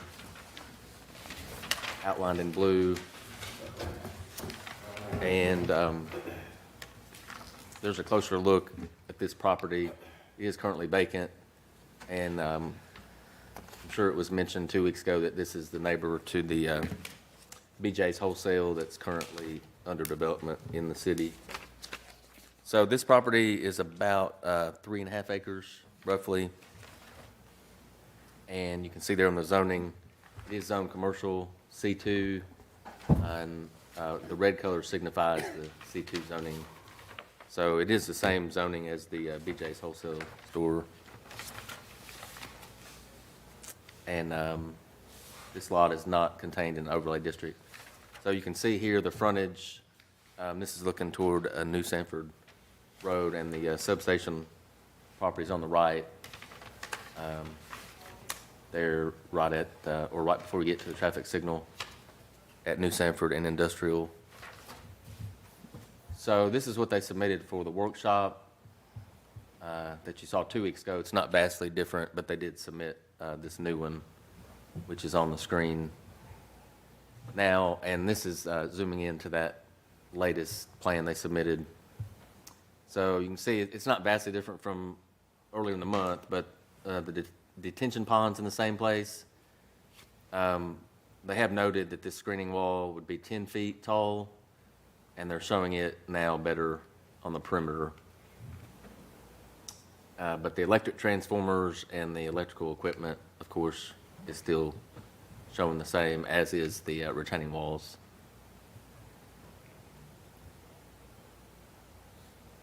And I guess that's it. There weren't many comments on this one at the workshop, so everything there was addressed, and that completes the report. Thanks. Thanks, sir.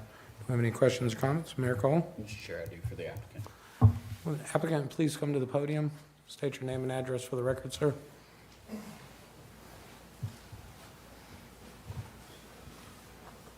Eric Parle with Reagan Smith, 315 Woodland Street, Nashville, Tennessee. First off, can you confirm the selection y'all have for the wall for us? Yeah, it was provided on the detail sheet. That was, I think, wall exhibit number 3 that was voted on in the workshop meeting. Yeah, the one that was discussed? Yeah. Okay, so it is number 3. Yeah, and that image is on the detail sheet. The other thing is, can you explain what has changed for landscaping? I know we discussed more screening, but can you just kind of explain that? Yeah, I believe you wanted additional screening and landscaping on the east side, the right side of the plan view to screen more on BJ's side, so we provided more along that wall. Okay, so it's more trees or bushes or? Yeah, exactly. Okay. It was similar to what we had, we just extended it the full length of that wall. Okay. Any other questions or comments? No? Sir? No, I mean, he just explained the question we had, and he's answered it when he's put the beautification as requested. I'll make a motion to accept as submitted. We have a motion to accept as submitted. Do we have a second? Second. We have a second. All in favor, say aye. Aye. All opposed? Motion passes. Thank you. Item number 9, final plat, Pride Truck Sales, Waldron Road Business Park Subdivision, re-subdivision of Lot 1, 2 lots on 13.8 acres, requested by SEC Inc., property located at 171 Industrial Boulevard, tax map 17-0, Group B, PO Parcel 5, I-2 Heavy Industrial Zoning District, property owned by 131 Industrial Boulevard Holding Corp. Mr. Logan. Thank you. This is the final plat request for approval at the Pride Truck Sales location on Waldron Road and, or excuse me, at 171 Industrial Boulevard, but it's just off of Waldron Road. And you can see the property here. It's roughly the shape of a backward C.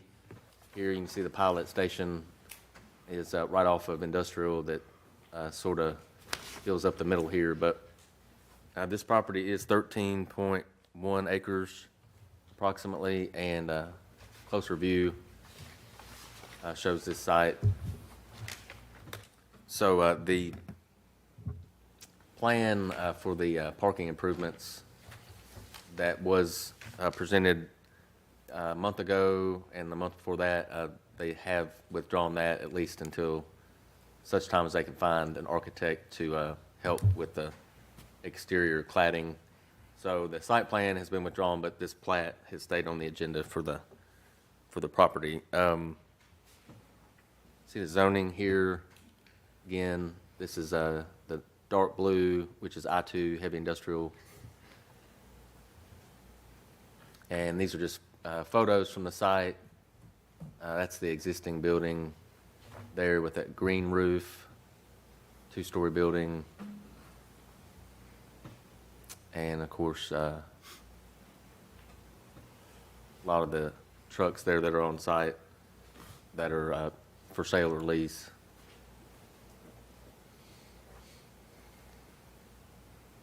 So this is the plat that was submitted for this item, and they have fulfilled all of the staff's technical comments, and there's not anything left outstanding from the workshop.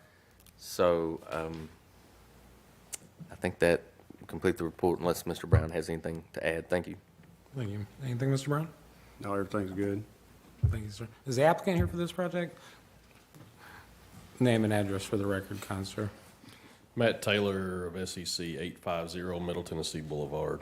Thank you, sir. I think the only question I remember from workshop was the 1 and the 3 on the lots.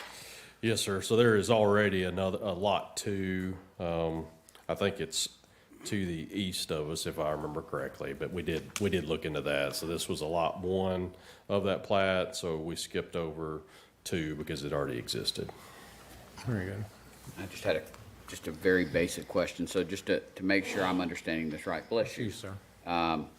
Lot 3 is basically that whole front building and the front parking lot. Yes, sir. Lot 1 is essentially everything else. Is that fair to say? Yes, sir. Okay. That's what I just wanted to make sure of. I don't have any other questions. So where is lot 2? Just explain that, because it's a busy. I believe it was to the east. I went back the next day and we pulled it up. I think it was to the east, if I'm not mistaken, Alderman. But it was originally part of a larger subdivision, and so I believe it's to the east, though. No, that's the next one. To the east. Yes. Gotcha. Any other questions? I make a motion to submit, to accept as submitted. We have a motion to accept as submitted by Mayor Cole. I'll second. Second by Alderman Coates. All in favor say aye. Aye. All opposed? Motion passes. Next item. Amend the site plan, High Point 24, create overall phasing plan for Lot 1 requested by Kimley Horn. Property located on Blair Road, tax map 29, parcel 20.06, I-2 Heavy Industrial Zoning District. Property owned by High Point 24, Phase 1 LLC. Mr. Logan. So this is the request for High Point 24 to amend their site plan. So the reason this is an amendment, this site plan got approved about 18 months ago. It was April of 2021, so right at a year and a half ago. And at that time, that site plan that was approved by the Planning Commission did not have any phasing shown,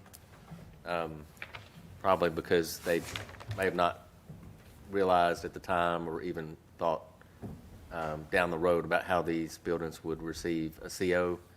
So the purpose then, coming back later, is that this, if you've been out there, and I know in my photos, there's several buildings that are basically ready to be occupied, and they're not able to get COs for multiple buildings on Lot 1 because as the site plan was approved, it's a very large lot. I'm just going to jump ahead. Well, these are the pictures. You probably saw these 2 weeks ago, but so yeah, these buildings are constructed and almost, some of them are close to 100% finished. They've just, we went out there last week and developed a checklist for the buildings, but essentially what they're trying to do, so this is the latest that they submitted. So this is actually what's in your packet. So Lot 1, you probably remember, so this is Blair Road at the bottom of the screen, and Lot 1 is a really irregular lot that extends all the way to I-24 and then parallels 24, then wraps back around on the north side. So it's just an odd-shaped lot, and that happens sometimes. But the issue is that they had 4 buildings on one lot, and the COs could not be issued in that manner. So what this amendment does is it takes the entire Lot 1 and puts it into phases. So you'll have Lot 1, Phase 1, Lot 1, Phase 2, Lot 1, Phase 3, and Lot 1, Phase 4. So 1 and 2, now that you've got an idea of that, I'll go back and show. So this is Building 1. So we're on Blair Road here. So that's the building that sits up high on the hill. So that's Building 1. So that would be Lot 1, Phase 1 in the plans that you have in your packet. And then as you drive in, this building is building 2, so that would be lot 1, phase 2, and so on and so forth. So that's how this became an item, and that's how this became on the agenda the way it did.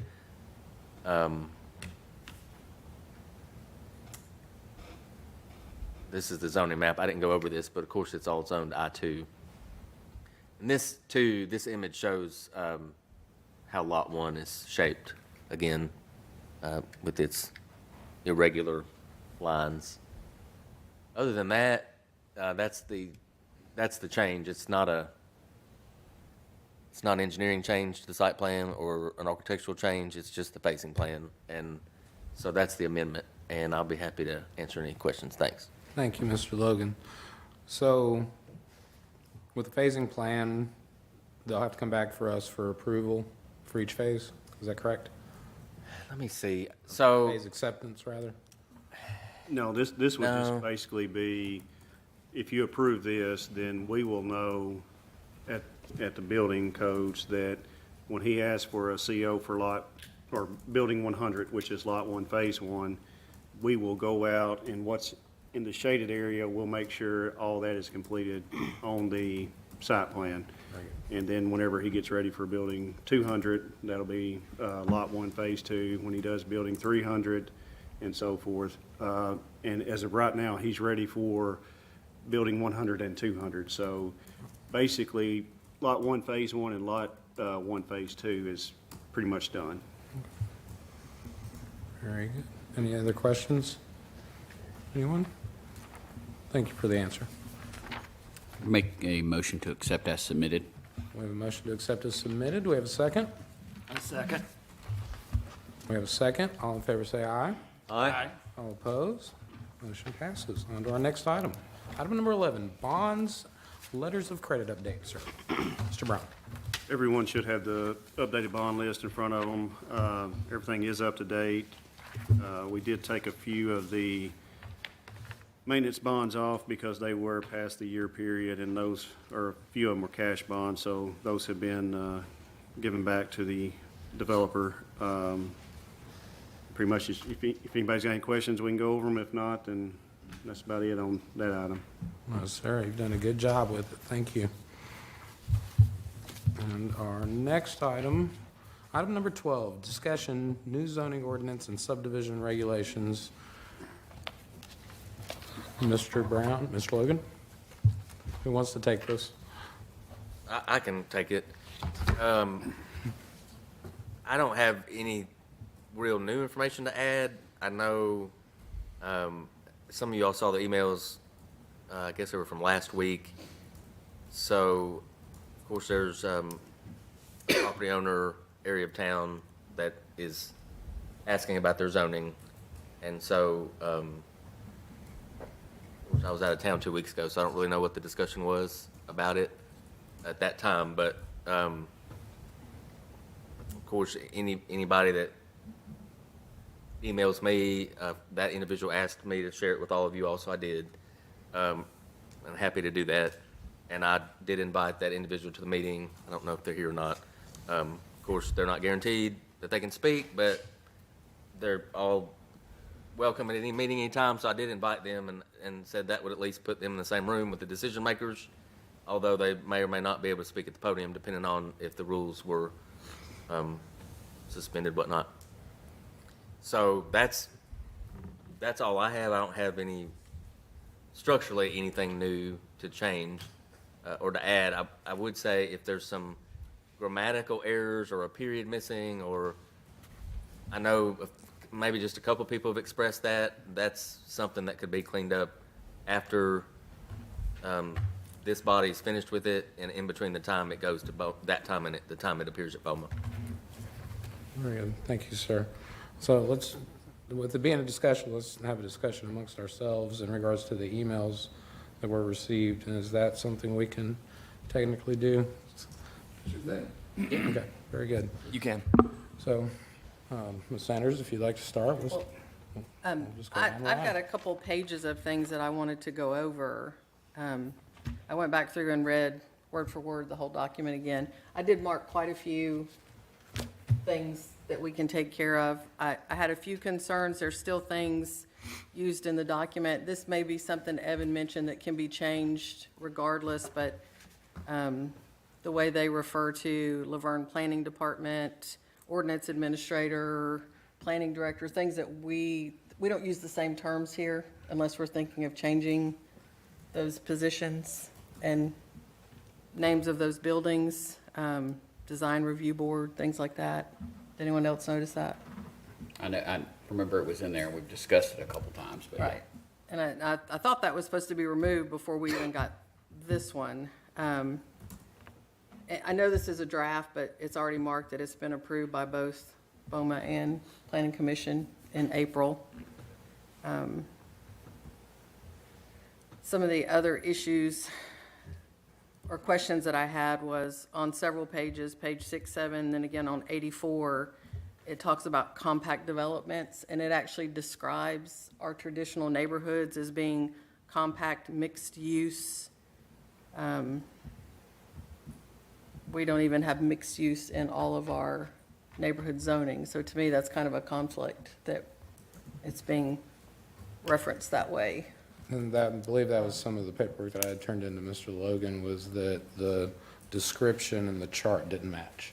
I think that's what you're noticing.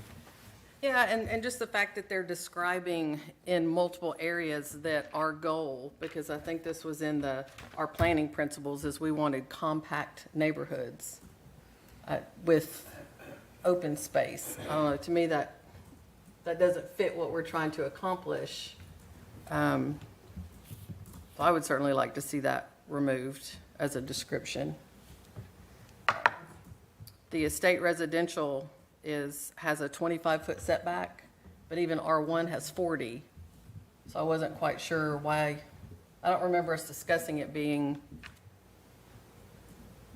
25 when you have that large of an area. I would think you would want it put back even further.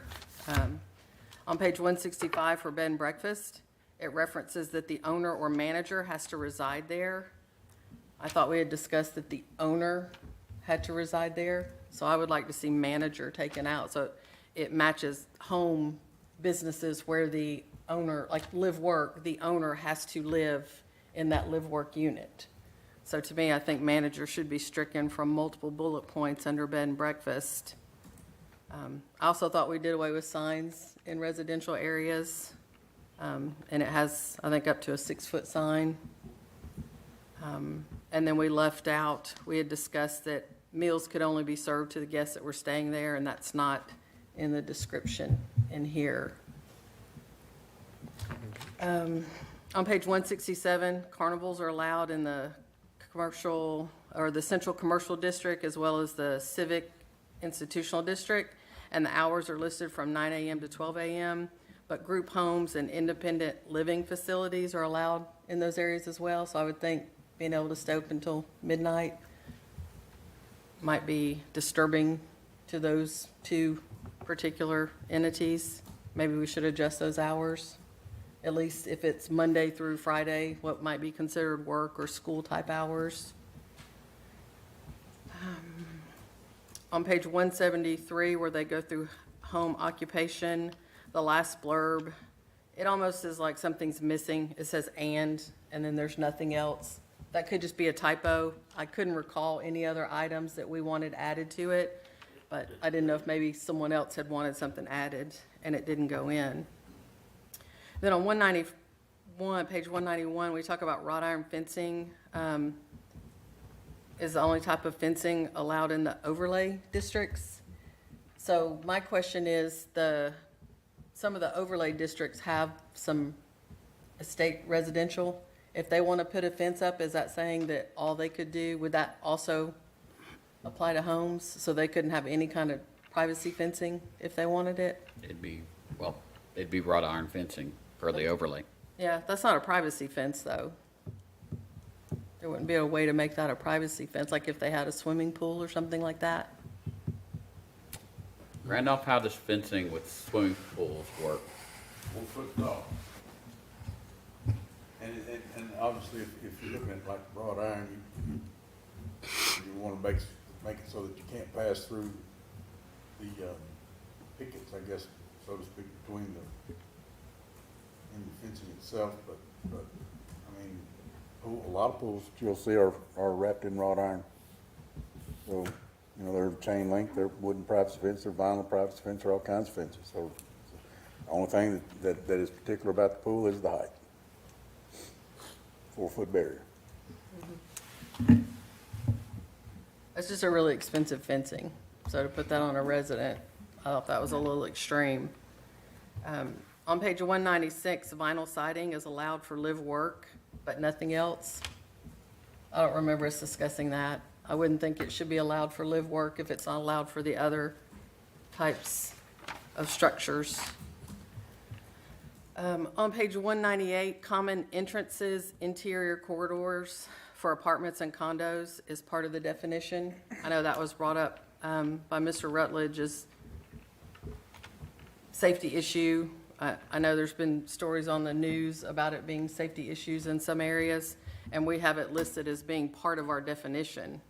So I would like to see it removed from the definition. If someone wants to request that, we can review it, but for it to be part of the definition, to me, seems like we're encouraging people to construct their buildings that way. So those are the big items I had. The other things I've got marked in here that are just, you know, spacing, typographical, that kind of thing. Good. I myself had turned in several items, some of which you mentioned, to Mr. Logan, and I really haven't received an updated one yet since then. I'm sorry, I rephrased that. I have not received it in paper. I have read it on the computer, but there were still some discrepancies that I did see along the way. Mayor Cole, any statements? Alderman? No, I appreciate all the comments. I mean, I think we need to keep working it forward to get it where it needs to be. I mean, get it where everyone on this board is pleased with it and can accept it and move forward with it. Mr. Campbell? Yeah, just the typographicals and just the different things she brought up. So board as a whole, should we ask for, we can either have a long workshop or we can have one more special meeting where we can dedicate to this hard. How does everybody feel in regards to that? Good either way. I'm fine with the workshop. I'm torn on the work. I think we possibly got more done in the special meetings than we can a workshop because our minds were able to focus directly on that, but we're all different. My comment would be is if you want to do special, I'm okay with that. Let's concentrate on this and get this thing together where it needs to be and get this thing put to bed. As well, agreed. Sir? Yeah, special workshop. We'll go for one more special workshop and see if we can't get our I's dotted and our T's crossed, and we'll be in good shape. Looking at the 15th or the 22nd, if you're looking at Tuesdays. For December, November? November. For November? Now, mind you, the 22nd is right before Thanksgiving.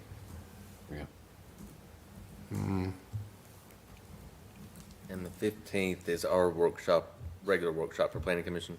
Oh, it is. Oh, then we Yeah. have the 8th as well, then, don't we? So, That's board member. Oh, no, that's election day. yeah.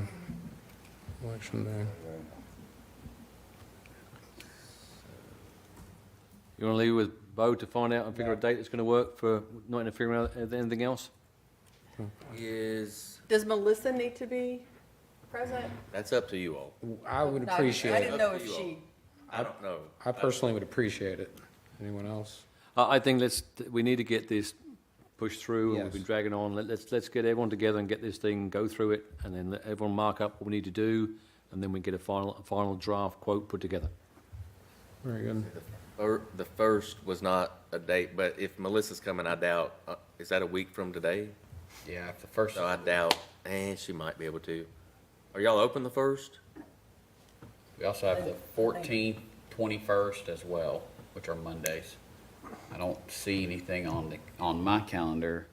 I think with the changes already that Ms. Sanders has brought up, we definitely don't need to do it the first. I mean, we need to, Yeah, I mean, it won't be ready the first. no. I was are you talking about this Thursday? Tuesday the first, the day after It'll be Halloween. next week. A week from A today. week from tonight. That'd be for a special meeting. Yeah, we don't. We wouldn't have to time to get the advertise that. changes made and then get back to y'all to review again, and We don't have the legal requirements to advertise that either, so the first would not be an option. Okay, and let me back up on that, because I don't have all the changes anyway. This is new, some new information for staff. And we need to get information to you. I just need page number, because what I'm doing is sending it to her in Knoxville or Jefferson City. So I can't make the changes. So that meeting in September, when I stood at the podium and I think there were 41 changes, that was all sent to her, and then she turns it around and sends it back to us, and then we email you that PDF. Right. So I just need a list of, can you scan that and email it to me and Jake of your changes? I will give you my list. I just need to give you this because Okay. there's probably a change on 75% of the pages as far as Okay. typos or spacing or that kind of thing. Is that the most recent PDF? That's one, it's the most recent one I received, so I assume it is the most recent one. You should have a newer version in email. From when? What, 2 weeks, 2 weeks ago, 3 weeks Couple ago? weeks ago. That's it. Okay, this is it? Okay, Yes. okay. Okay, very good. All right, so Mr. I'll Logan? get that, and then compile the list and give it to her. I know she's working on it because she emailed me today about needing some additional information. Okay. And so, Mr. Logan, if you'll coordinate with Ms. Melissa and try and get us a date set for a special meeting. That's 14th of November, and what was the second date? Mayor? 14th or the 21st, it just depends on, let me see what the calendar, I don't see anything on my on my phone's city calendar, but you just have a quick look at the website to see what is on each of those. There's a library board meeting, it looks like on the 14th at 5, but that would be over at 6, I would think. And then the 21st would 21st be is out. great. There's the senior citizens, Parks and Rec and Greenway Correct. meetings on the 21st. So probably the 14th or the 22nd. Okay, 14th or 22nd.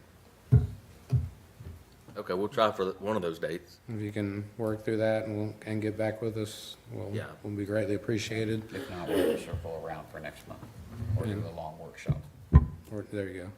But before we do anything with this item, because Mr. Eady had reached out to me and asked me to make a motion to suspend the rules so that his son could speak, I'm going to formally do that based on his request. Absolutely. So we have a motion for Mr. Eady's son, Mr. Ryan Eady. for Mr. Ryan Eady to speak at the podium to suspend the rules of the Planning Commission. Just a motion to suspend the rules. And seconded by the mayor. All in favor, say aye. Aye. Aye. All opposed? Mr. Ryan, if you would please be so kind. Thank you, sir. So name and address for the record, if you don't mind. It's Ryan Eady, 7905 Burleson Lane in Murfreesboro. Thank you for giving me a time to speak here. Thank you, sir. Just got a quick statement that I want to make about some property that we own. This property is 6.5 acres at the backside of the Vaughnwood subdivision at the end of Stones River Road. That land is landlocked, so to speak. We have an easement of approximately 1,250 feet going through 2 other properties to get to Stones River Road. The zoning is currently R2. I've seen pictures of that zoning being changed to the new zoning estate. So that really affects that value of our property back there. We would have 5 lots at most if the zoning was changed. Have about a half a mile of streets just to get back there to service those 5 houses. Expense would be great with the decreased value of the property that's back there. The property is currently surrounded on 2 sides by development that has 4 houses per acre approximately. I don't know that anybody would want to purchase that property. It's an investment property. If somebody wanted to purchase that, or if we decided to develop it, would want to put a house next to high-density residential area like it's currently there. And also, if it's changed to the 1 acre, the city will lose as far as taxes coming off of that amount of property, more houses. So we're asking that that be removed from the estate back to the R2, which is currently is zoned now. I have, may I?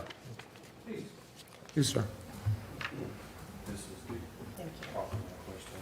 Thank you, sir. Just make sure our staff gets one for the record. Thank you, Rob.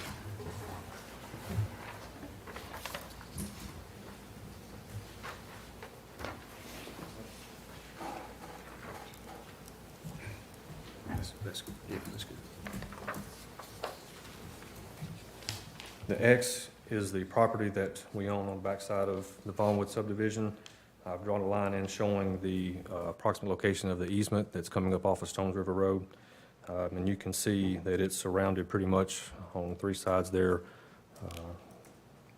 by Lake Forest Estates, I guess is what that's called. So we're wanting to keep that property as it's currently zoned R2 instead of it being changed to the estate that is proposed. Very good. Do we have any questions or comments? So I'm going to have a question for staff. Okay. This is zoned R2, because I believe our email said different. My understanding is zoned R1. That's what I say, I think it's R1. It's currently R1.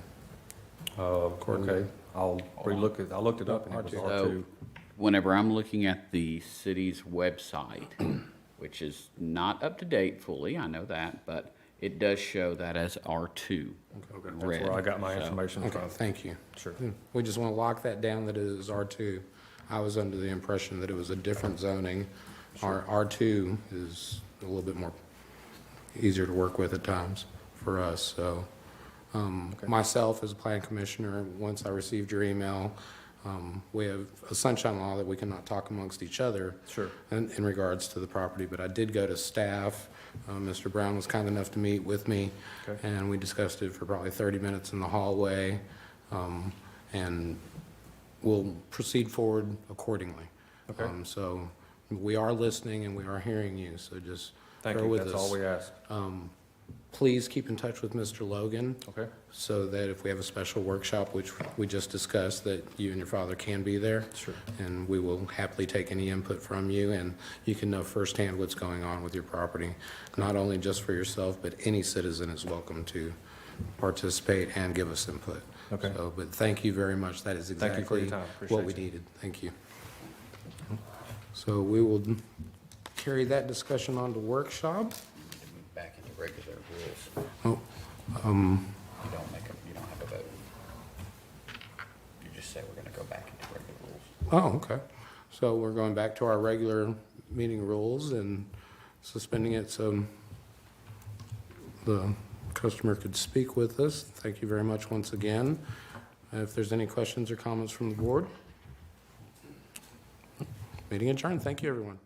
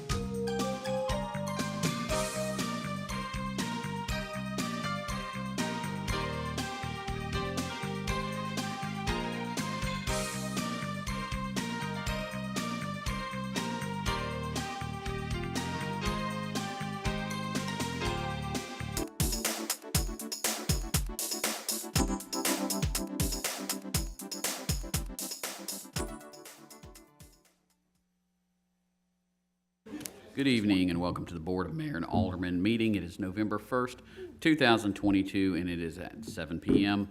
Call this meeting to order. We do have a quorum.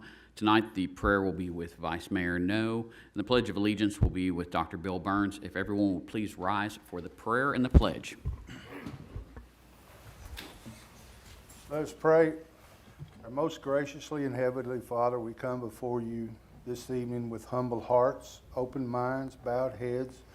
Lord, we would ask that you watch over our fair city. Thank you so much for an incredible, beautiful day in your world, because we know that without you, nothing is possible.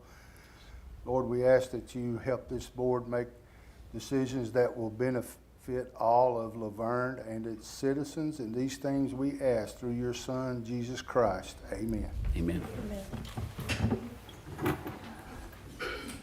Dr. Burns. Ladies and gentlemen, my name is Dr. Bill Burns. I'm a retired Army doctor with 12 years prior service in the Navy. If there are any veterans here tonight, would you please raise your hand and be recognized? Okay, thank you very much. Ladies, there's a small token of appreciation. I'd like you to take there and do that. Okay. All first now in uniform and veterans, hand salute. I pledge allegiance to the flag of the United States of America and to the republic for which it stands, one nation, under God, indivisible, with liberty and justice for all. Thank you. Thank you, Dr. Burns. First item is to approve the minutes from the October 6th, 2022 regular meeting. Make a motion to approve. I have a motion to approve from Alderwoman Honeycutt. Is there a second? Second. All in favor? Aye. Minutes are approved. Moving on to departmental reports. Chief Davis with the Police Department.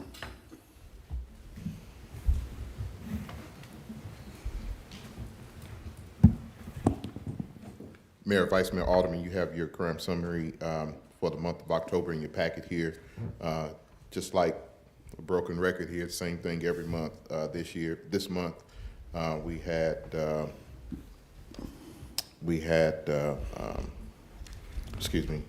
10 cases where motor vehicles were broken into, and all 10 of those motor vehicles were left unlocked, resulting in one firearm being stolen out of that vehicle in the hands of a criminal in the city now. Also in the package, you see activity from the officers. As you can see, our numbers are getting a whole lot better now that we are sufficiently staffed. You can see 1,382 traffic stops, 26 DUI arrests, 36 arrests for drug violations. I will add that these stats are being put online as well, so any member of the community can look at that as well. Any questions? How's Blue Sentinel going? I'm sorry? Blue Sentinel, how is that going? Blue Sentinel is going good. We're in our phase 2. Right now, we're in the process of getting the cameras installed up by I-24. That's the easiest because there's already meters on the poles there. So that's going to be the easiest. The others that we're getting put up, because there's no power or poles that we can use, we're having to kind of go back and punt and get solar panels. That's what I'm trying to say. Get solar panels for those things so we can power it that way, which I think that's the way we'll go forward in the future, to where we just use solar power to power those. But other than that, we're moving right along with that. Does anyone have any questions? Thank you. Thank you, sir. Fire Department, Chief Beasley.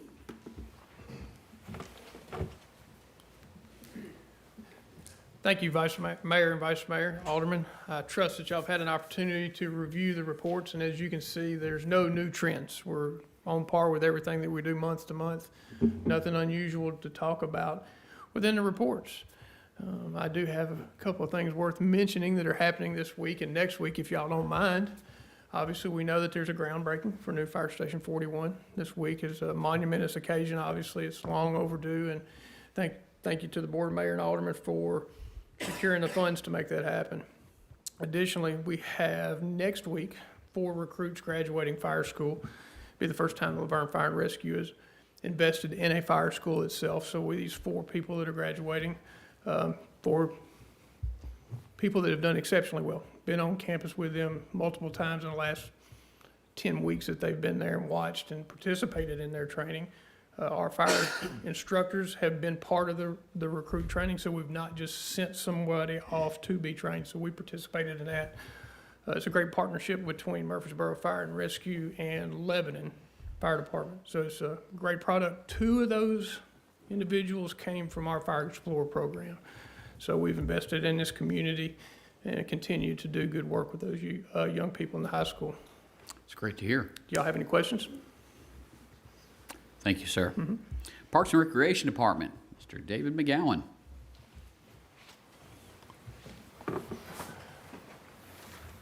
Mayor, Vice Mayor, Board, thank you. You guys have the numbers for you for the month for the Parks Department in front of you. 85 help desk tickets, 708 hours devoted to those. You see some of our projects, we're doing a little kind of like spring cleaning, fall cleaning, I guess, at the Parks Department. We're painting some offices in the shop area. You see our past events, October the 15th, we wrapped up the Fall Ball Clinic that Saturday with a scrimmage day. October 22nd, we had Goblins and Goodies followed by a zombie night. Unfortunately, we did have to cancel the movie due to the wind conditions. We are working on something in the future that hopefully we won't have to do that again. Upcoming events, Veterans Day, November the 11th. Parade of Lights and Winter Festival is December 3rd. You can see some of the events at the Senior Center upcoming. Lunch at Asuka. November 17th will be their Thanksgiving dinner.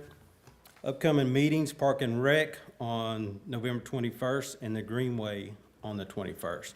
Park and Rec at 6, Greenway at 7. Veterans Day is November the 11th. That ceremony will take place at 11 o'clock at Veterans Memorial Park.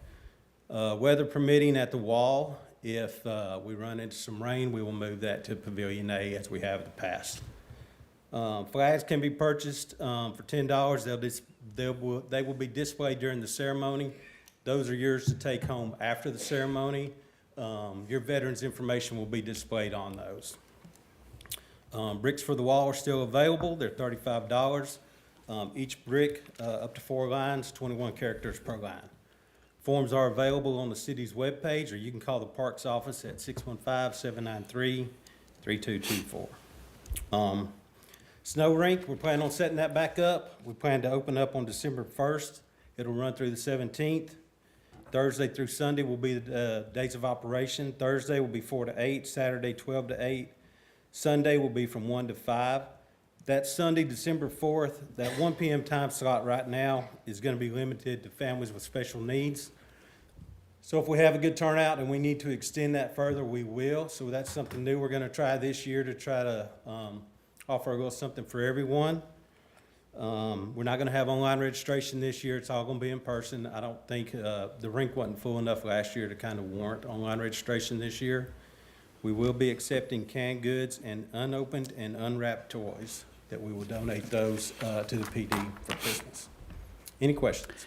David, the size of the rink, is that increased from last year? It will. It'll double. Well, I won't say double. It'll increase by 50%. So last year it held roughly 48 skaters is what it was rated for. So this year that number should increase. At no time last year did we have 48 skaters on there, but it will give a little more opportunity that if we do run into that, we can open it up and possibly have more toddlers out there at the same time. Okay, and who are the guest speakers for Veterans Day, the veterans that are speaking? They are Tabitha and Ross Howard. That's the things I did not have written down here. And I think, you may know this, I think we have one more lined up. And you're gonna have to help me out with that one. Steve? Kathy told me, and you and I are in the same boat? Kathy is God sent, and it's almost like you don't worry about it. I think when you start to lose your hair, it kind of affects your memory also. So we'll blame it on that. Here we go. Did the other part of the rink come in? It's supposed to be here Friday. Okay. It's supposed to, the delivery truck is set up to pick it up tomorrow. It's still in customs. It's been in customs for 2 weeks. So Friday is supposed to be our delivery date. So last year, there was no issue once customs released it with it getting in here within a day. I think I did skip over the parade of lights and the Winter Festival. That will begin at City Hall. It ends at Veterans Park with a tree lighting, fireworks, snow rink, and craft and food vendors will be set up. I sent you a text message or an email about Fox had put it on there that it would start at Veterans Park and go the other direction. Yes, sir, and in the front part of that media release, they had it right, so how it got kind of backwards at the bottom, yeah, it's beyond me. Now, David, is Chief Beasley going to be out demonstrating his ice skating prowess like last year? I'm going to practice. I'm coming for you. Is that hip recovered? It is. And then will Doug from Public Works, will he be doing the figure skating again this year? That was the plan. I think he kind of offered, and I think Danny also said he was going to come out since he has a hard hat and a vest. Nice. So we should be Well, good. they can show the lift. Yes, sir. I guess the only thing left is to put Michael in the Duncan booth. One last thing before I go, I definitely would like to thank Ann Smith for her hard work and diligence, keeping our events posted and getting those pictures out to the public so they can see what a good turnout we've had. Don't want her to get overlooked, but we certainly appreciate her help. Any questions? Thank you, David. Moving on to the Library Department, Miss Donna Bebout. Here she comes.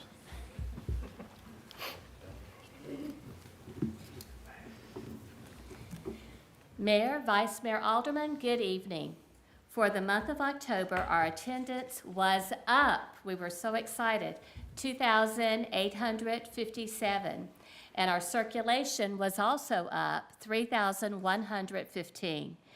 And we also issued 85 new cards. We've had a lot of people that I met at National Night Out and Old Timers Day that have come that said they've just moved to the area and needed to get a library card. So we were very happy to accommodate them.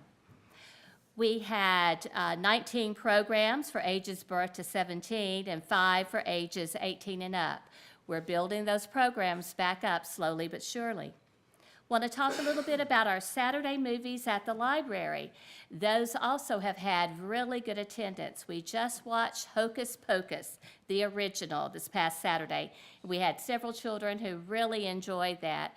I was vacuuming today. We always have refreshments.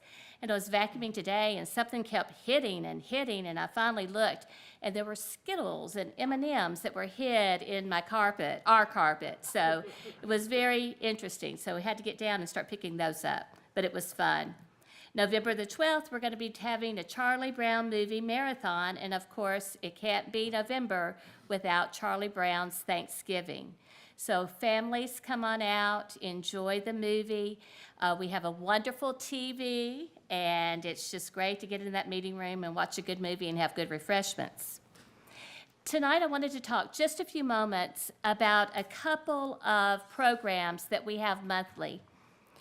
These programs, as you know, like our story times, we have ages according to what we help present in the story times. Like on Mondays, we have homeschool story time. That's for kindergarten through 3rd grade. Miss Janice, she teaches the children the states and the capitals and the presidents. They learn it through song and dance. She reads stories that are pertinent to some of the curriculum that's going on and that they do. So it's important that we have those ages, that kindergarten through 3rd grade. We have Once Upon a Story Time on Wednesdays, and that's for our preschool children. So anyone age 2 and up to about 5 years old can come to story time, and they learn early literacy through fun songs, rhymes, puppets, stories, and so much more. And of course, through the fun of sharing books. Jammies and Stories is our one night that we have on Thursday nights at 5:30. Kids and families, which we've had adults come in their pajamas, and they come and they get to listen to some great stories, and it's families of all ages. We have them from babies all the way up to grandparents, and that's just a really fun time for music, movement, dance, books, and a craft. So that's why we have these ages divided out. We understand that there are siblings that need to come along sometime, and we welcome them. But we really like to focus on the age that we are looking at that time, or that we are there for. So our Kids Crafternoon, this is one that is coordinated by a former teacher. She's a former science teacher from St. Cecilia, and this is for students grade 1st through 5th. Now, we're going to have a great program on November the 8th at 5:30. We like to do STEM in action. STEM meaning science, technology, engineering, and mathematics. So when we give them crafts such as, a little show and tell here. Okay, looks adorable, doesn't it? When you look at this, do you think of STEM? Okay, but it does. They have to take the kit that is packaged up. They have to read the directions. They have to comprehend those directions, and they have to follow the directions. And therefore, after they have done all of those things, it becomes a really fun and beautiful craft. Show it around here. So this is one of the crafts that they're going to be doing. Oops, I have a turkey stuck to a turkey here. Okay, that's the Give Thanks turkey wreath. The next thing we're going to be doing is the gliding turkey. Now, it comes in a package like this. And again, they have to open the package. There's no instructions to this one. They have to use their mind and figure out how to put it together to make a glider. When they're doing this, Miss Becky's going to be talking about aerodynamics of a glider using currents of rising air called thermals. And we have a demonstration tonight, Mayor. You already did it. You are, oh. Did I miss it while I was talking? You said aerodynamics. Oh, and it came down. All right, you need to try that again. Okay, readjust the wings, readjust the tail feathers. All right. The air conditioning worries that all the time. Okay, stand and go. There we go, much better. So the mayor got the aerodynamics just right. And tonight, Miss Becky sent all of the mayor and the aldermen a kit to see if you guys can put this together. And we may have to have a contest sometime to see who can make their glider go very far. I'll get it out in a moment. Okay, so do you understand why we would like to have the grades 1st through 5th? Because we want to get those things, over to them. We want them to understand, but have fun while they're doing it. And again, if younger siblings come, we welcome them. We welcome the parents to sit beside the younger siblings and help them out. One more, and I know I'm taking long tonight, and I apologize. Teens and tweens, and that's ages 11 to 17. We're going to have a program November 17th at 5:30. And our invitation says, invite a friend and have fun being creative in our do-it-yourself gift workshop. It's a great way to make gifts for families and friends. Marta and Lauren have come up with some great creative gifts that can be given away, or they can keep themselves, but they have to be very creative in it, and they have to use their imagination. Now, please note the crafts are geared for ages teens and tweens only. We may be using rubber bands that could pop a little one's finger, or scissors or things of this sort. So this is why we have the ages 11 through 17. All we ask of the teens and tweens who are coming to provide the laughter, and we will provide the refreshments and also the supplies. Do you have any questions? And thank you for letting me go very long tonight. No questions? Just comments is, you're awesome.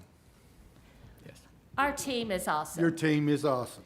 You always correct me on that, and I do apologize. No worries, but you know, you surround yourself with great people and you can do great things, and that team at the LaVergne Public Library is so creative, and it's so much fun to work with them, and that's what we do. We work together. Thank you so much, Donna. Thank you. Moving on to the finance report. Ms. Tanya. All my stuff. It's their first time, ain't it? Welcome, welcome. Good evening, Mayor, Vice Mayor, Alderman. I just want to apologize. I have no cool show and tell. I'm sorry. I'll be doing the financial report for September 30th. In the general fund, expenditures exceeded revenue by $832,000. Just a reminder, property tax bills go out October 1st, so we're expecting that revenue to increase. Local sales tax was $969,000 above budget, also $198,000 above the prior year. State street aid revenues exceeded expenditures by $262,000. Stormwater fund expenditures exceeded revenue by $98,000. In our water and sewer fund, revenues exceeded expenditures by $723,000. On your second page are our bank balances.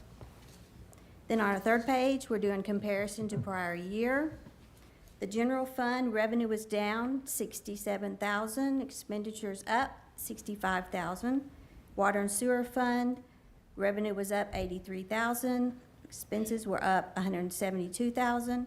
And our water sewer tap fee revenue, tap fees were down $47,000.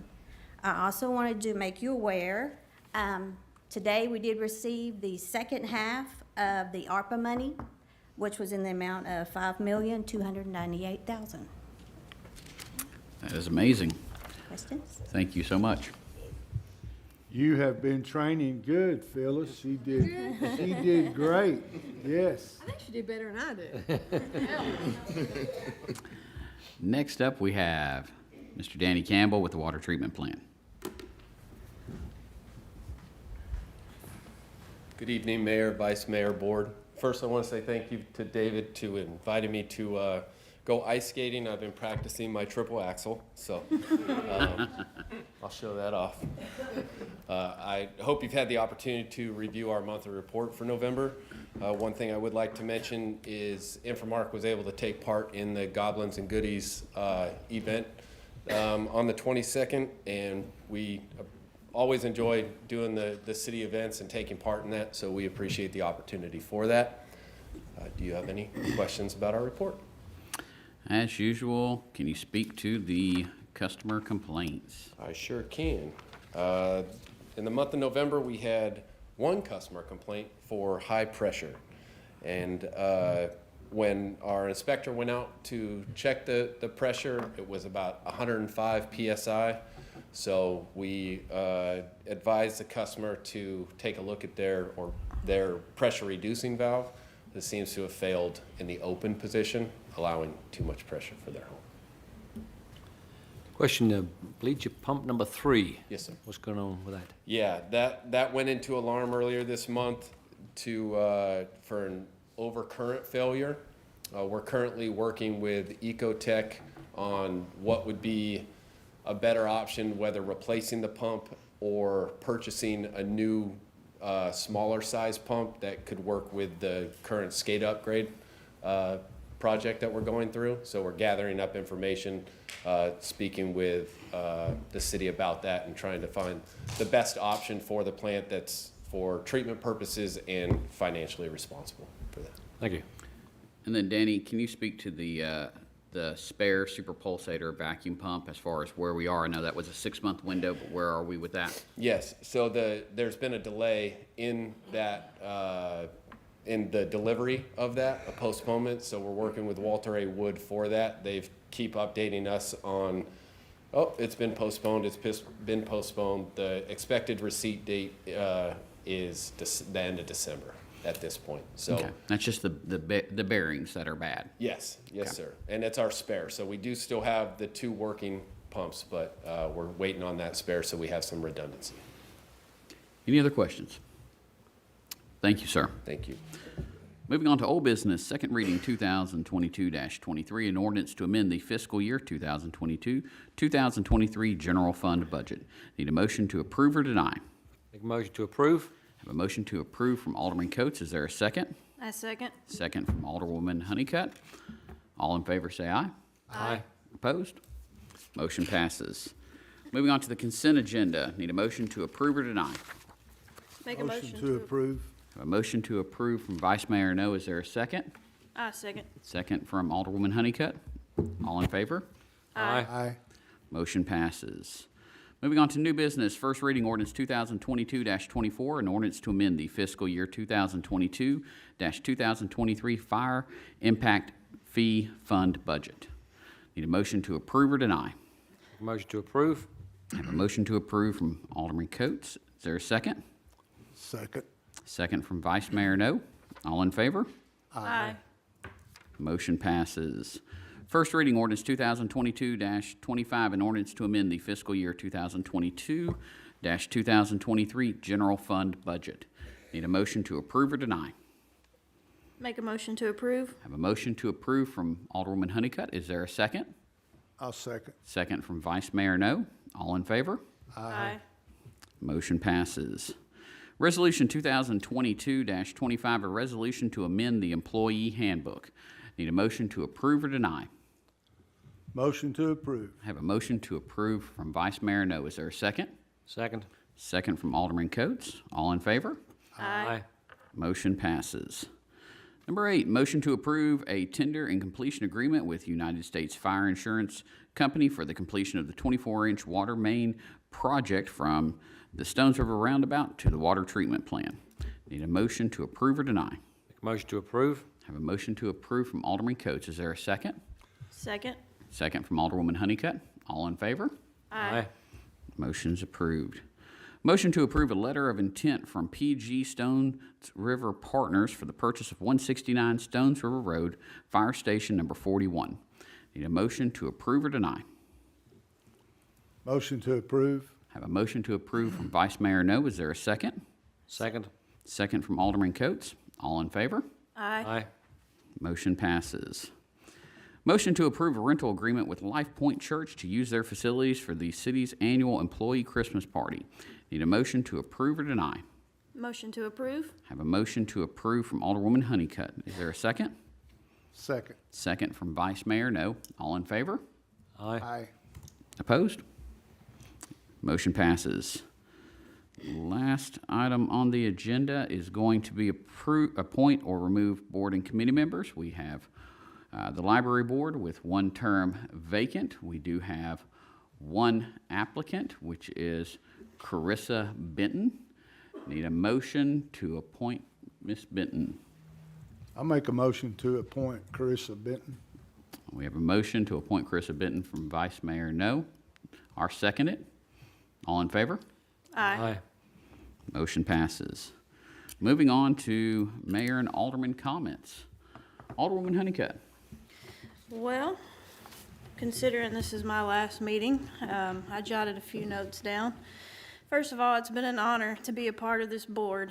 I'm proud of our work that we have done together and the things that we have accomplished to move this great city and community forward.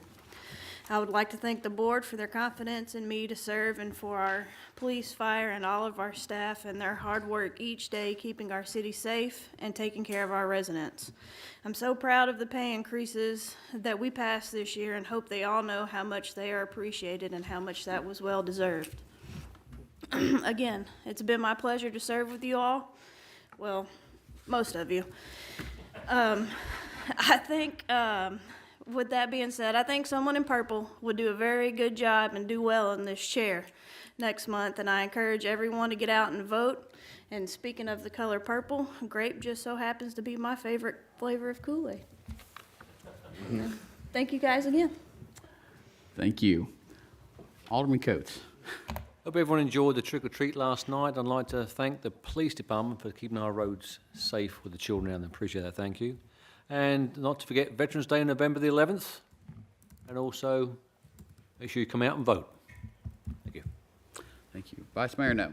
I just want to thank Ronnie. Your second shift last Friday came out and hung out with the seniors for our Halloween party. As soon as they walked in, they got a call. They had to leave. Luckily, it was something not bad, so they were able to come back. The seniors are always glad to see men and women in uniform come in and eat with them, dance with them. And then lastly, Alderman Honey, well, no more, Miss Honeycutt. Thank you for accepting the appointment. Thank you for stepping in and stepping up. I'm sorry that your job took a turn for the worse, so to speak, for this position, and it kept you from being here quite a bit. And a lot of people don't know that this is not a real demanding position, but sometimes when you're working, it is. And we do appreciate you, and I wish you and your family the best of luck. And I know you guys are looking, and you're going to be moving, so just wanted to say thanks, and I know you've made it as much as you could, so thank you. Thank you, sir. Thank you, Vice Mayor No.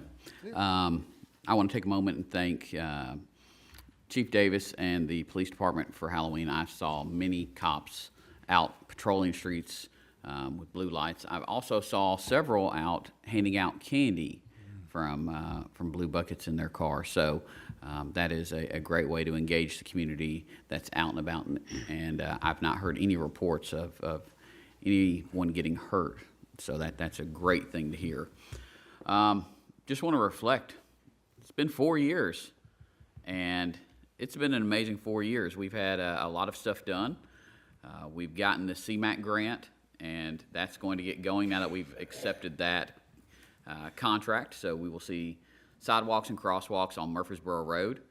We're seeing, as far as a funded project for widening South Waldron Road, and working on improvements for both Fergus and Old Nashville. We just voted tonight on getting the 24-inch water line, which was long overdue, back on track so we can get both Hollandale and Stones River repaved and looking nice. We brought in some great retail, BJ's Wholesale, Sherman Williams, Dairy Queen, and many others are announced. Pop Shelf that just opened. And so, as always, want to remind everybody, early voting is going on now through Thursday, 10 to 6. We've got Election Day a week from today, 7 to 7. You can vote anywhere in the county, so come out, vote, make your voices heard. It's what we want to hear. We want people engaged in this community. Too many times that doesn't happen until it's election time. So for me, let's keep the city moving forward in a positive direction that benefits everybody. With that, called this, oh, yes, we do need to mention that. Thank you, because Miss Ann has been working on this diligently. So part of our 50th anniversary, we have, each month, we have different items.